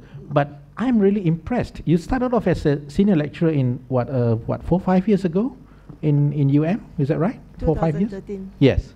And you have published dozens of papers, and you're really up and coming scientist. Can you just tell me whether, or tell us, whether you faced any gender-related problems, for example, starting out as a scientist in UM? I don't face any problem so far. Okay, and I think in UM, all of us are given equal opportunities to explore, and also the resources are given, regardless of the gender. Regardless of the gender? Yes. Right. Thank you very much. You started in 2013, right? Yes. As a researcher. And 2013, I was the Deputy Vice Chancellor for Research and Innovation. I'm glad to say that I did not discriminate against any women who wanted to develop in their own science fields. So, can you just tell us what you're researching on now, right now? Now I'm mainly working on antimicrobial resistance. Ah, okay. Yeah, and that's a growing problem, I believe, in the world. Yes. Yes, because it is occurring everywhere.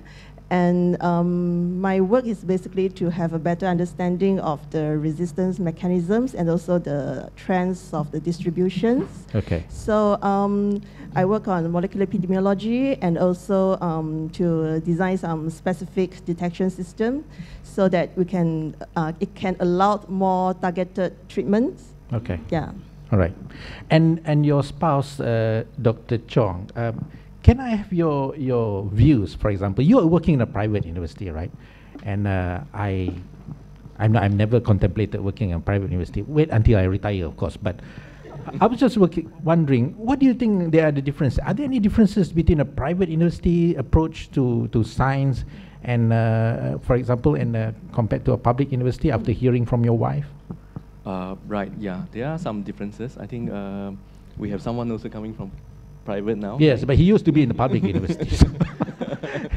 When he retired, he went to a private university. That's what I'm planning to do, I think, when I retire. Yeah, I think in terms of research, perhaps the research university like UM will be more focused. Right. Yeah. So in private, we do have a bit more emphasis in teaching. Okay. And there are also some consideration to the dollar and cents.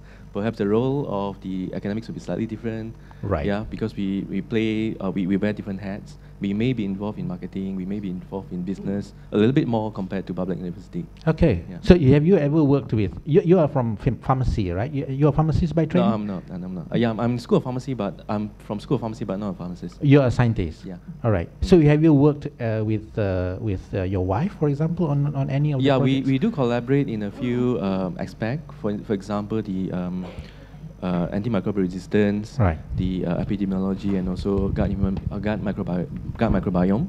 But I think we separate our role very clearly. Right. So she's a hardcore microbiologist, whereby she will do isolation, determine the antimicrobial susceptibility pattern. I'm more into multivariate analysis, bioinformatics, and so on and so forth. You're a statistician? Yeah. Okay, I'm not going to ask you any statistics questions. I too dabble in statistics once in a while. Can we? I just go back to Datin Paduka. I was just wondering. Datuk Khalid has been in management for quite a while. He was dean of UKM, founding dean of the medical school in UITM, for example, and now he's the vice chancellor of UCSI, which is a big private university. So did that interfere with your home life, for example? Don't answer that if you feel that you're going to have problems at home. No, we actually support each other. When I said he's my greatest challenge, is that whenever I have to do a presentation or I've got a research proposal, he reads them. And that's the challenge, because it's always criticisms all the time, Even if I have to do a presentation, he sort of romba everything lah. It's very hard, but once I get through, it's okay, he supports me. Right. Do you return the favor?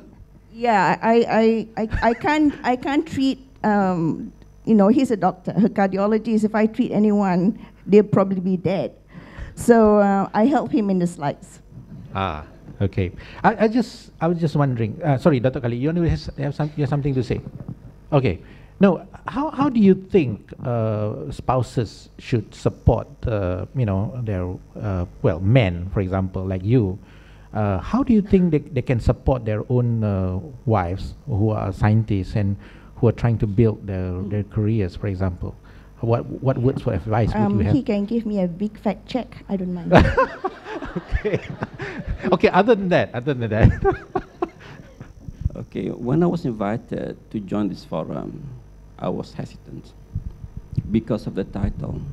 Okay. Thank goodness it was not because of me. Men. What's that? For women. Men for women in science. Yes. It should be men and women in science. I see. Okay. I think the former Prime Minister of Australia won an election after 30 years in the doldrums in opposition. Right. He started his campaign, men and women of Australia. They've never heard that before. It should be men and women. First point. Science. Yeah. Okay. Second point is that the support should be to each other, not men supporting women, women supporting men, men and women. This idea about, I was at a conference recently, that women, they have given up 5, 10, 15 years because of looking after the children. Hey sister, looking at the children should be you and your husband together. I think. Yes. Yes. Yeah. When our baby was growing up, I was the one who was giving milk. I woke up every 2 hours at night. She was sleeping. Okay, I'm not going to ask what milk you were giving. Yes. But I assume that's expressed. So we should get away with all these ideas about women need men to help them. Nah, this is so sexist. It should be men and women working together. First point. Okay. Second point is that men should know how to behave. Okay. For example, start the day by making your bed. How many men in this room here who make the beds for them and for the wife in the morning? Oh, very good on you. And I'm the second one. Yeah. Yes. Prof. Danny, right? You should Prof. start Danny the from day well, right? Yeah. Every day, make it a point that you are the one who makes the bed for you and for your wife.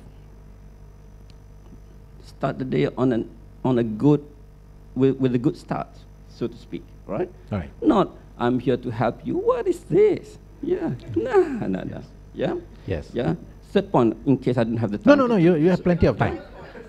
5 points. Yeah. Everything that we talk about, it always has to be 5. 5 points. Okay. I'm not sure why the number 5. There must be some significance to number 5. Carry on, Dato'. Yes. Yeah. I was listening to this morning session. Right. That's fine because you wanted so much the Loreal award. That's fine. but go much more than that. Stop thinking about KPIs. It's crazy, these KPIs. This country has never been built on KPIs, never. It's always been built on ideas. When we gained our independence, 1957, what was the idea? Independence. After that, what was the idea? Development. After that, what was the idea? 2020.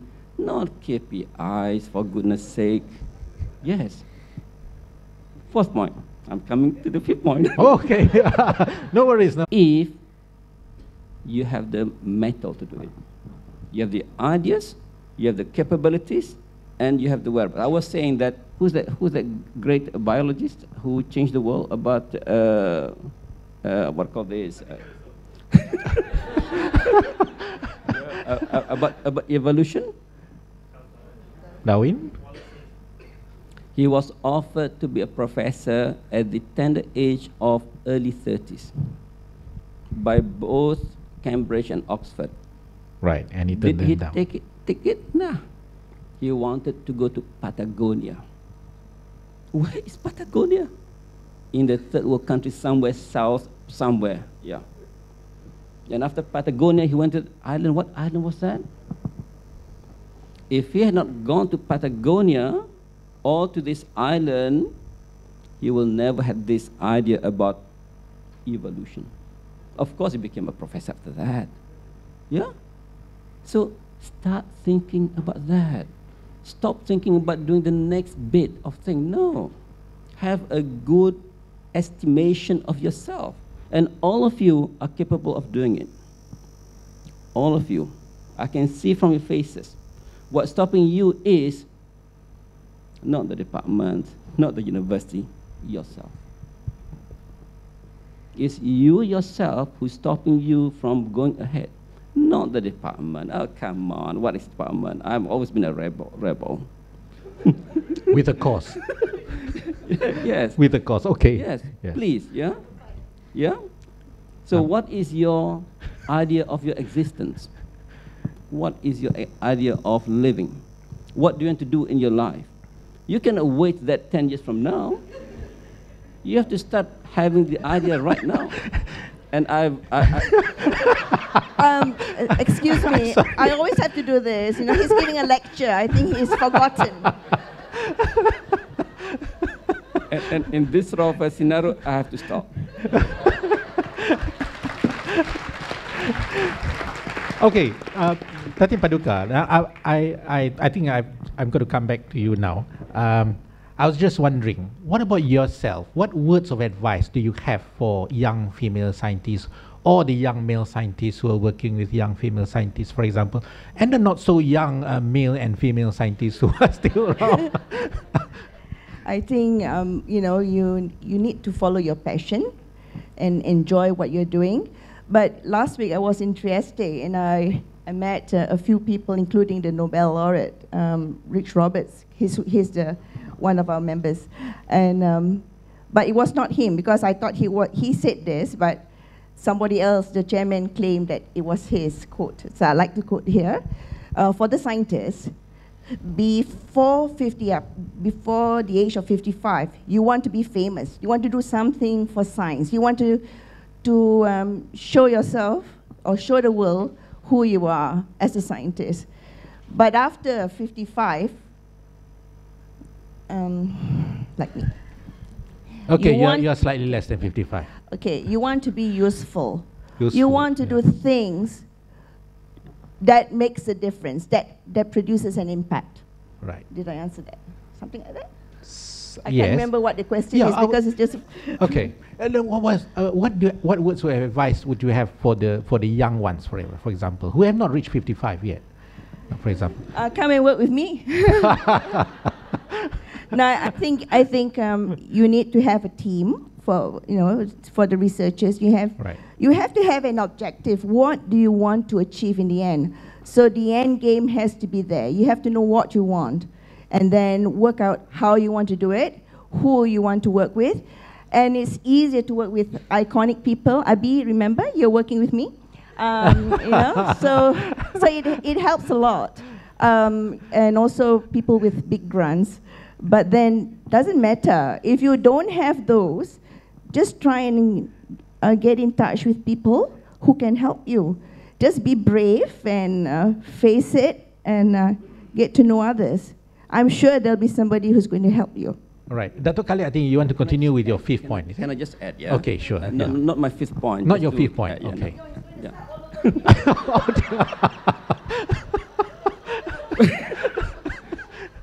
For the younger people, you must get a good mentor.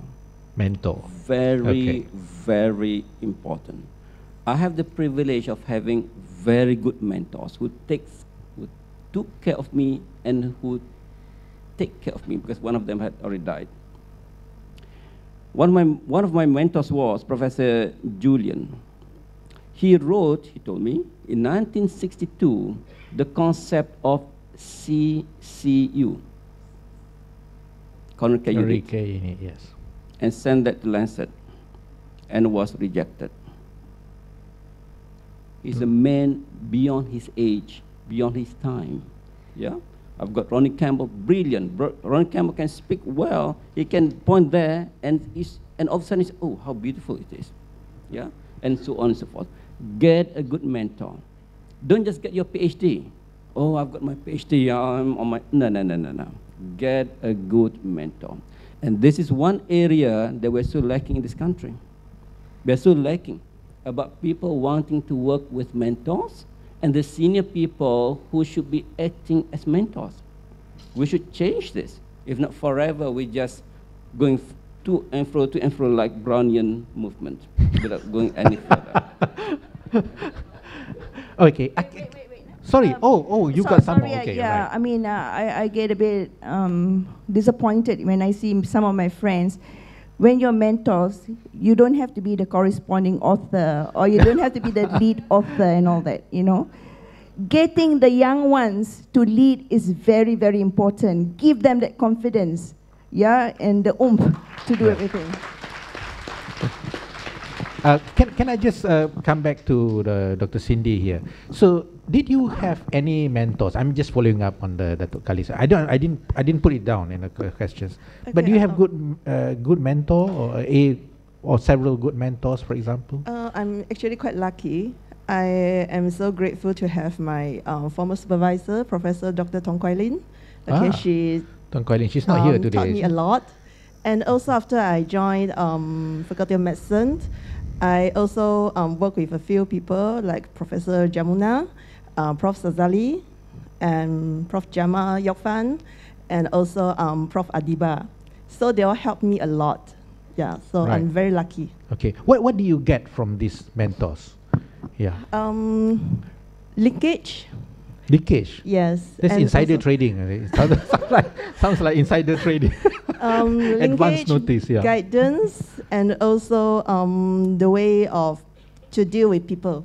Right. Yeah, I think that's the most important part. What do you mean to deal with people?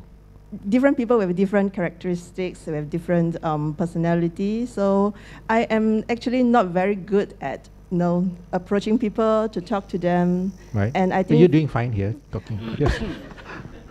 Yeah. So I think for that, Prof. Adiba, Prof. Jamuna, they really taught me. Okay. Yeah. Okay. Now, coming back to Dr. Chong here. Sorry, I've neglected you all this while. Now, what about in IMU? Do you find the same kind of culture with mentoring and so on, for example? Right. I am consider myself lucky as well. So I think mentor not only coming from the senior management, it could be a friend, it could be someone slightly more senior than me. So actually, nope. Not good enough. Sorry? What do you say? You were saying something? Not good enough. Not good enough. Friends, all right. Not good enough. He has to be a lot more senior. Yes. Okay. Right. All right. So you were saying, Dr. Chong? Yeah. Yeah. So I do have help from my colleague. Right. In terms of management, I have Prof. Peter Polk, who sort of like be my coach in coaching me how to realize my own shortcoming and how to overcome those things. Right. Yeah. Okay. Now I'm going to open this to the floor, to the audience, to see whether you have any questions you'd like to pose to the personalities that we have on stage now. So is there anyone who there is somebody. Yeah. Okay. Right. And can you please tell us where you're from, and please can you just keep the question to just about 1 minute instead of giving us another mini lecture. Hi everybody. Yes. So my name is Purani. I'm coming from British High Commission. I'm the Science and Innovation Officer. All right. So congratulations to L'Oreal Foundation for this amazing work that you're doing for years. You have brought up really amazing talents to stage. So kudos for the good work. So my question is, I myself was a researcher before this. I'm a UPM graduate. Right. So my question is, we talked about finding the right mentor, but can us talk about what are the requirements of being the right mentor? Because I have this group of researcher students from various universities who's doing masters and PhD, but literally they are struggling. I mean, financial is one, obviously, because the rising cost of living, but there are also other things that they do have some sort of problems with the mentor. Okay. So you were saying, what are the characteristics of a good mentor? Of being the right mentor. Because I think eventually that's one of the contributing factor why we have declining interest in science, because eventually these graduates become jobless and they inspire others not to pursue science. So, so we have a backward stage. So let us find people who inspire people to take Are you science. directing your question to anyone? To anyone? Okay. Yeah, I really like Prof. Khalid's way of talking. But so yes. But I'm not going to ask Datuk Khalid to answer that first. Okay. I'm going to I ask. was hoping to get 5 points, but fine. Right. Never Okay. mind. Can Datin Paduka maybe can you just say what would be characteristics of a good mentor, for example? I think I need a whole lecture for that. Oh, sure. No. Please don't give a I whole would lecture. I would like to volunteer to speak to those students about their problems. Right. Usually what I do is I get them to explain about themselves, to understand themselves before I could even mentor them. Right. You know, and then we try and search out what do they really want to do. Yes. Now the mentor has to be somebody who understands who he's mentoring or who she is mentoring, but who wants to help that person. It's not for myself. That's, you know, it's not me, it's you. You know, that is very, very important because you want to help them. You want to mentor them. You want to know, you can direct them and work throughout all through the dots. Right. Yeah? Okay. Yeah, and I think that's very important. I can, you know, I'll go and give a lecture. In UPM. That's better, yeah, because I've got. Okay, Datuk Khalid, do you want to say something about mentoring? No. I want to respond to why there's less interest in science now. Right. Okay, and often we avoid to address the real issues in this country. Yeah, there's no science lab or lack of science lab. You go to the science lab. What sort of science are you going to have without a science lab? Teachers, yeah, are they interested in science? If they're not interested, well, what do you expect? Yeah, and pathways. Someone was talking just now about getting job after having a PhD in science. Is there a pathway for progression in science? Someone has to look into this, and there are quite a few other areas. This can be done. But we avoid, we say this or the other, never come to the real point that, you know, sometimes we're afraid of being seen to be failures. But you have failed anyway, isn't it? You're afraid of saying that I have failed, I've not been able to do it, this or the other. But in actual fact, you have failed. So why not we face up to it and learn from our failure? For example, submitting for research proposals, yeah, and the funders expect you to find the answers, the results. What sort of science is that? If you know the answers, why do the research? You do the research because you don't know the answer, and sometimes 30% maybe, 40% maybe, you won't get the answers. Then you have to re-evaluate. So what I'm saying is that we have to rethink the way we look at things, organize ourselves, rather than doing the same, same. And we think can get very far. We can't. As simple as that. Yeah. So there needs to be people to be very brave. Yes. Who say that we can face failures. Just as someone was saying that she got the Loreal at the third try. Well, she was successful, but if she stopped the second time, she was a failure. Or was it third time? You know what I mean? Fourth time, yeah. This is it. We have to realign our thinking. Yes. Yeah. Failure is not a bad thing. Yeah. If you learn from it. Yes. Failure is a bad thing if you learn from it and you just live with it. Right. Okay. Yes. Can I just go to the younger folk here? And I was just wondering, what do you think would be good characteristics of a good mentor, for example? Right. In my opinion, it's someone that is willing to listen, perhaps. Listen, yes. Yeah, and then perhaps in helping me to discover what myself and what I really want. Yeah. So sometimes a lot of time I was wondering, actually, what do I see myself in the next 5 years? I can't have the answer. So I was hoping that I can get a mentor who can help me to discover and help me to find the directions. Yes. Yeah. What about Dr. Cindy? What do you think would be a characteristic of a mentor? You've had several over the years. Yes. To share their experience and to give some constructive comments, not just like criticizing. Yeah. Right. Okay. All right. Are there any other questions? Oh, yes, from Daniel. Oh, a man now is coming up to ask questions. Okay. Hi, I'm Danny from Harvard University. I'm probably the first man who asks questions. It seems like we are the minority in the room, so I should make some noise here to make our existence, the man is exists in the room. So my question is probably focusing on the work-life balance. Having a family with two professors or two very important person in the industry or ecosystem in Malaysia, how you actually balance your working life versus your family life, as well as your children time. Because I currently have 3 children for myself. They are very young age, and it's very difficult to, when you work at your laptop and then they'll jump on your lap and then say, Papa, I'll reply your email on your behalf.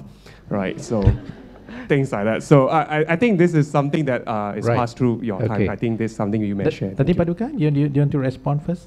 The mic is ready. I'm not sure about the work balance. We are trying our best. We always think and trying to work out how to make it balanced. Even until now, we are struggling to the extent that our children has given up. They said, don't worry, they can look after themselves. But, we even have a huge, long study table in our bedroom because we work at different times. His cycle is different from mine. And so we try to balance by also working. I love to work with the community. But for our family, we make sure that we meet them once a week.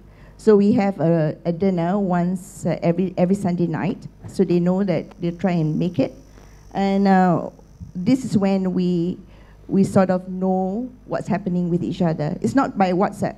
It is actually meeting face to face and understanding what life is all about. Right. And we don't talk just about, we talk about ordinary current events, right, so that we can have a good discussion. Okay. Can you just go to Dr. Cindy, for example? What about your own experience of work-life balance? Now, raising a young family, you've got 2 kids, I believe, at the moment, right? Yeah. Yes. Yeah. Okay. I don't really have a good no balance. work-life. Not so balanced. I'm not sure whether balance is actually a myth, whether you can actually have balance. No, and Right. also because my son and my daughter, they Right. seems to be like a mom connected to the father. Okay. Yeah. Oh, okay. Yes, because the father, father, teaches okay. them a lot about the for their schoolwork. He helps them, and then he play with them. So they seems like, yeah, he's the favorite. Okay. So, so one tip will be to pass it to your husband. You were going to say something. Okay. Right. Not going to deny that, is it? No. No. Yeah. So I'm still in the process of learning because I know her. She was my classmate since Form 1. So long before childhood sweethearts. So long before I know she would become a scientist. So I'm still learning, but Right. basically I'm doing most of the house chore. Okay. There you are, Dato' Khalid. That's not confined to just making the bed in the morning. Okay. Yeah. Yeah, still finding time and see how to adjust. We do apply leave together if we want to watch movie. We Right. can't do it over the weekend because we have children with us. So Okay. sometimes we do apply leave and go out together. Yeah. Okay, so you go on a date, right. Okay, Datuk Khalid, I'll come back to you later on. But do you have any other questions? Oh, you have. Okay. Yes, Mike, please. Right. Hi, my name is Ratna Mokhtar. I'm from International Relations, Ministry of Education, Malaysia. I'm so glad that I came today because I just had surgery last 3 weeks, so I was confined in the hospital and home. So today I got to talk to other human beings and to listen to the power couples. It's very inspiring. Now my question is, when you are the power couples in the industry, say you are the household name in science and you have kids, so I'm sure at some point you are pressuring your kids to continue with the legacy. But what if some of our kids are high achiever, but there are also low achiever, and kids these days are prone to depression and committing suicide and all. So how do you deal with that? Because you are a big name, and of course you want your kids to continue your legacy. But what if they can't? Okay. Dato' Thank Khalid, you. do you want to respond to that? What legacy?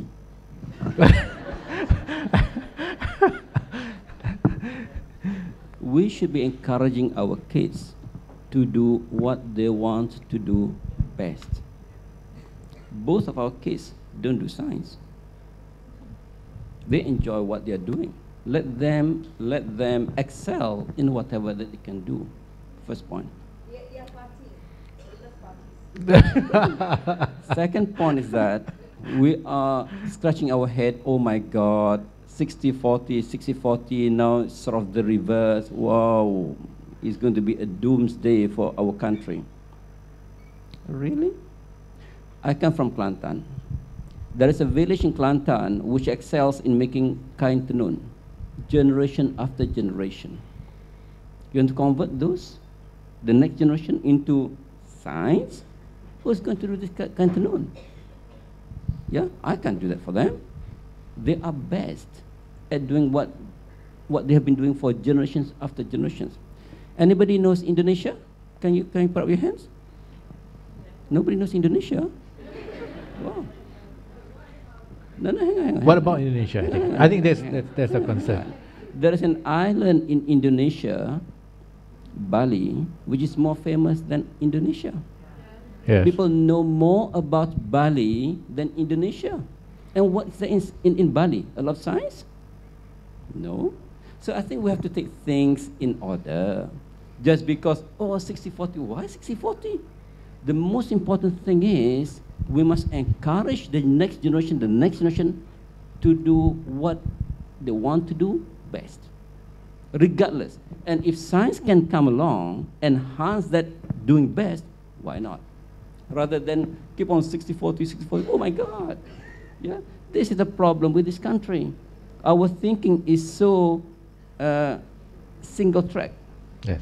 We think it is single-minded, but it's not. We're single-track minded. Yeah, we have to be very careful. Okay. Are we single-minded or are we single-track minded? Yeah. Right. Datin Paduka, do you want to add any words, or can I just ask for another question? Okay.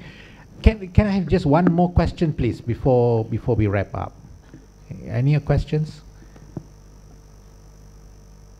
No questions? Right. We are coming to 12. I know a lot of people's blood glucose level is falling already. So lunch is lunch is enticing. Okay. Can I just have some last words? What last words of encouragement, for example? What words of advice would you have for the younger scientists, female scientists, male scientists, whatever? And before we close the session, Dr. Cindy first. Yeah. I think for me, I'm always a very lucky person because my husband is also a scientist, so he understands my work nature. Right. So my advice is don't hesitate to talk to your partner about your work, about your projects. Maybe he can give a good suggestion. Okay. I was wondering whether you said find a scientist for a husband or something. Then we make life a lot easier, but it's okay, right? Dr. Chong? I don't have any advice. No advice? Yeah, but maybe just a question. Since we have two mentors here, so would you want to be my mentors? There you are. Dr. Khalid, yeah. Welcome. Words of advice, yes? I do not giving advices. There are too many advices already. I don't want to add anymore. Okay. But I have some ideas. Yeah. Firstly, is regard each and every one of us as people who can contribute to our community. Don't limit ourselves. And often we ourselves limit what we can do. There is no limitation to excellence. It is we who put the limitation to excellence.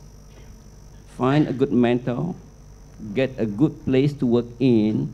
If this is not suitable, shift yourself. What we call hijrah. Don't stay put in one place ever and ever. Oh my God, really? Yeah? Right. Sorry, Awang. Okay, point taken, point taken. Okay, I'm not sure whether there's a hint for me to move elsewhere. Natin Paduka, any last words of advice? Yes? Yeah, I like to get everyone to listen to the other person, and then you can go from there. The other thing is I like to borrow from Khalid's, Khalid makes speeches since he's the Vice Chancellor. So I don't look at my facial expression, but he always likes to end with this, and I think, can I borrow it? It's not, he didn't register it. So it is, he always likes to say, go beyond, be profound, make a difference. Thank you. Oh, wow, that's really deep, really deep. All right, ladies and gentlemen, I think we've come to the end of our interactive panel session here. Today, I would like to thank these amazing people, and I really feel humble and honored to be in your presence here today. And please give it up again for these panelists of ours. Yes. Thank you very much. Great job, Prof. Awang. Thank you so much. Can the panelists stay on stage? And can I also invite Zairin, Yokfan, Normi, and Chai up on stage for a very quick photograph session. And I would like to also take the opportunity to invite Prof. Rofina Yasmin to accompany Prof. Nur Saada to come forward. Yeah, please accompany. You're the only VIP left on stage, so you know. Right. Chai, maybe. Yeah. Or maybe they know where to take it, right? So, thank you. Brilliant. So we're going to do a very quick photograph. Can I also invite our absolutely brilliant MC today, Tasnim Begum, come along. And also Susan Ko, please. Please come along. Yep. All right, so let's take a quick photograph. Please stay on because we also want you in the photograph shortly. All right, so tell us when.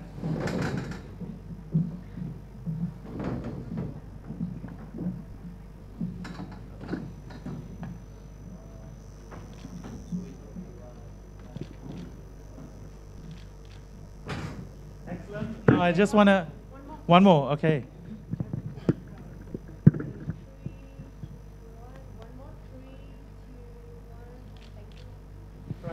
as a token of appreciation, please stay on stage. Can I just invite Prof. Nur Saada to please present the token of appreciations to our moderators and panelists, perhaps to Datin Khatijah Yusof, Dr. Khalid Yusof. Let's give them a huge round of applause. I mean, true icons in the country who have been here. To the fantastic moderator, some say second best today, Prof. Awang Bulgiva. Yeah. Yeah, Zyrene, the fantastic Zyrene. Not for you, because you are giving us. All right, you don't need this, right? So to Chai, to Yokfan, to Normi, to Tasnim. Yeah, let's just finish one, rather than she go up and down. Yeah, great job. Yeah, and to Cindy. Yes, and Cindy's husband. Yeah. No, sorry. and to Prof. Rafina Yasmin. Yeah. Oh, and to myself. Yeah. Shameless, huh? Thank you. Yeah. Yes, we're going to do that. Let's take a quick photograph. And can I invite Zyrene to present a token of appreciation to Prof. Nosada? Yeah, brilliant.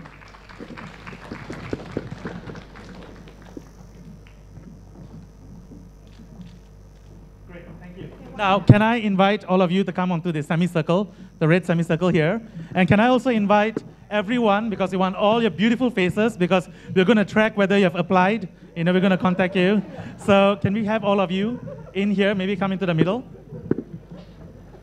So, Prof. Jenny, Prof. Nur, come in front.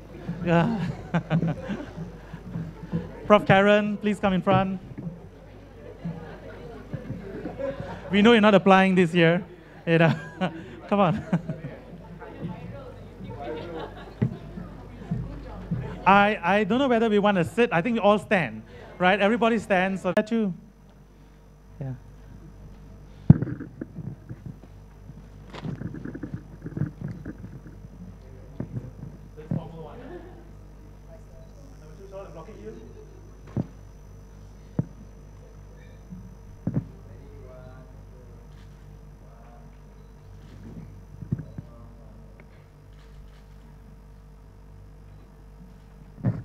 So we'll do the first one, Loreal Women in Science, all right? 1, 2, 3. Loreal Women in Science. Okay, that was just rehearsal. She will give you.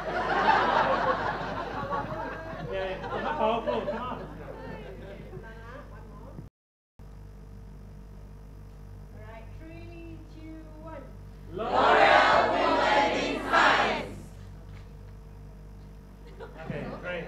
And then the next one is L'Oreal Men for Women in Science. And then at the end, I think you just don't stop like that. One. 3, 2, 1. L'Oreal Men for Women in Science.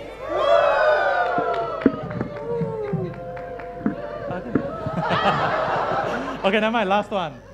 Men and women in science. Oh, shouldn't it be women and men in science? All right, okay, let's do that. Yeah. Okay, you tell us, huh? Okay, 3, 2, 1. L'Oreal, women and men in science! Yay!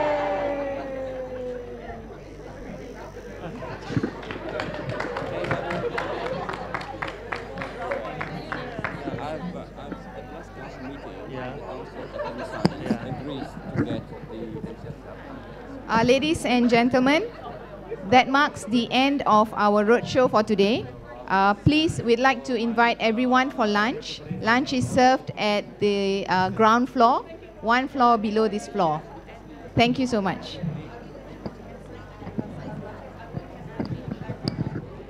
Tasnim, you announced the lunch. You announced the lunch already, right? Great, yeah. Cool. Great. Thanks. Yeah, no problem. Yeah. Hey, hello, how are you?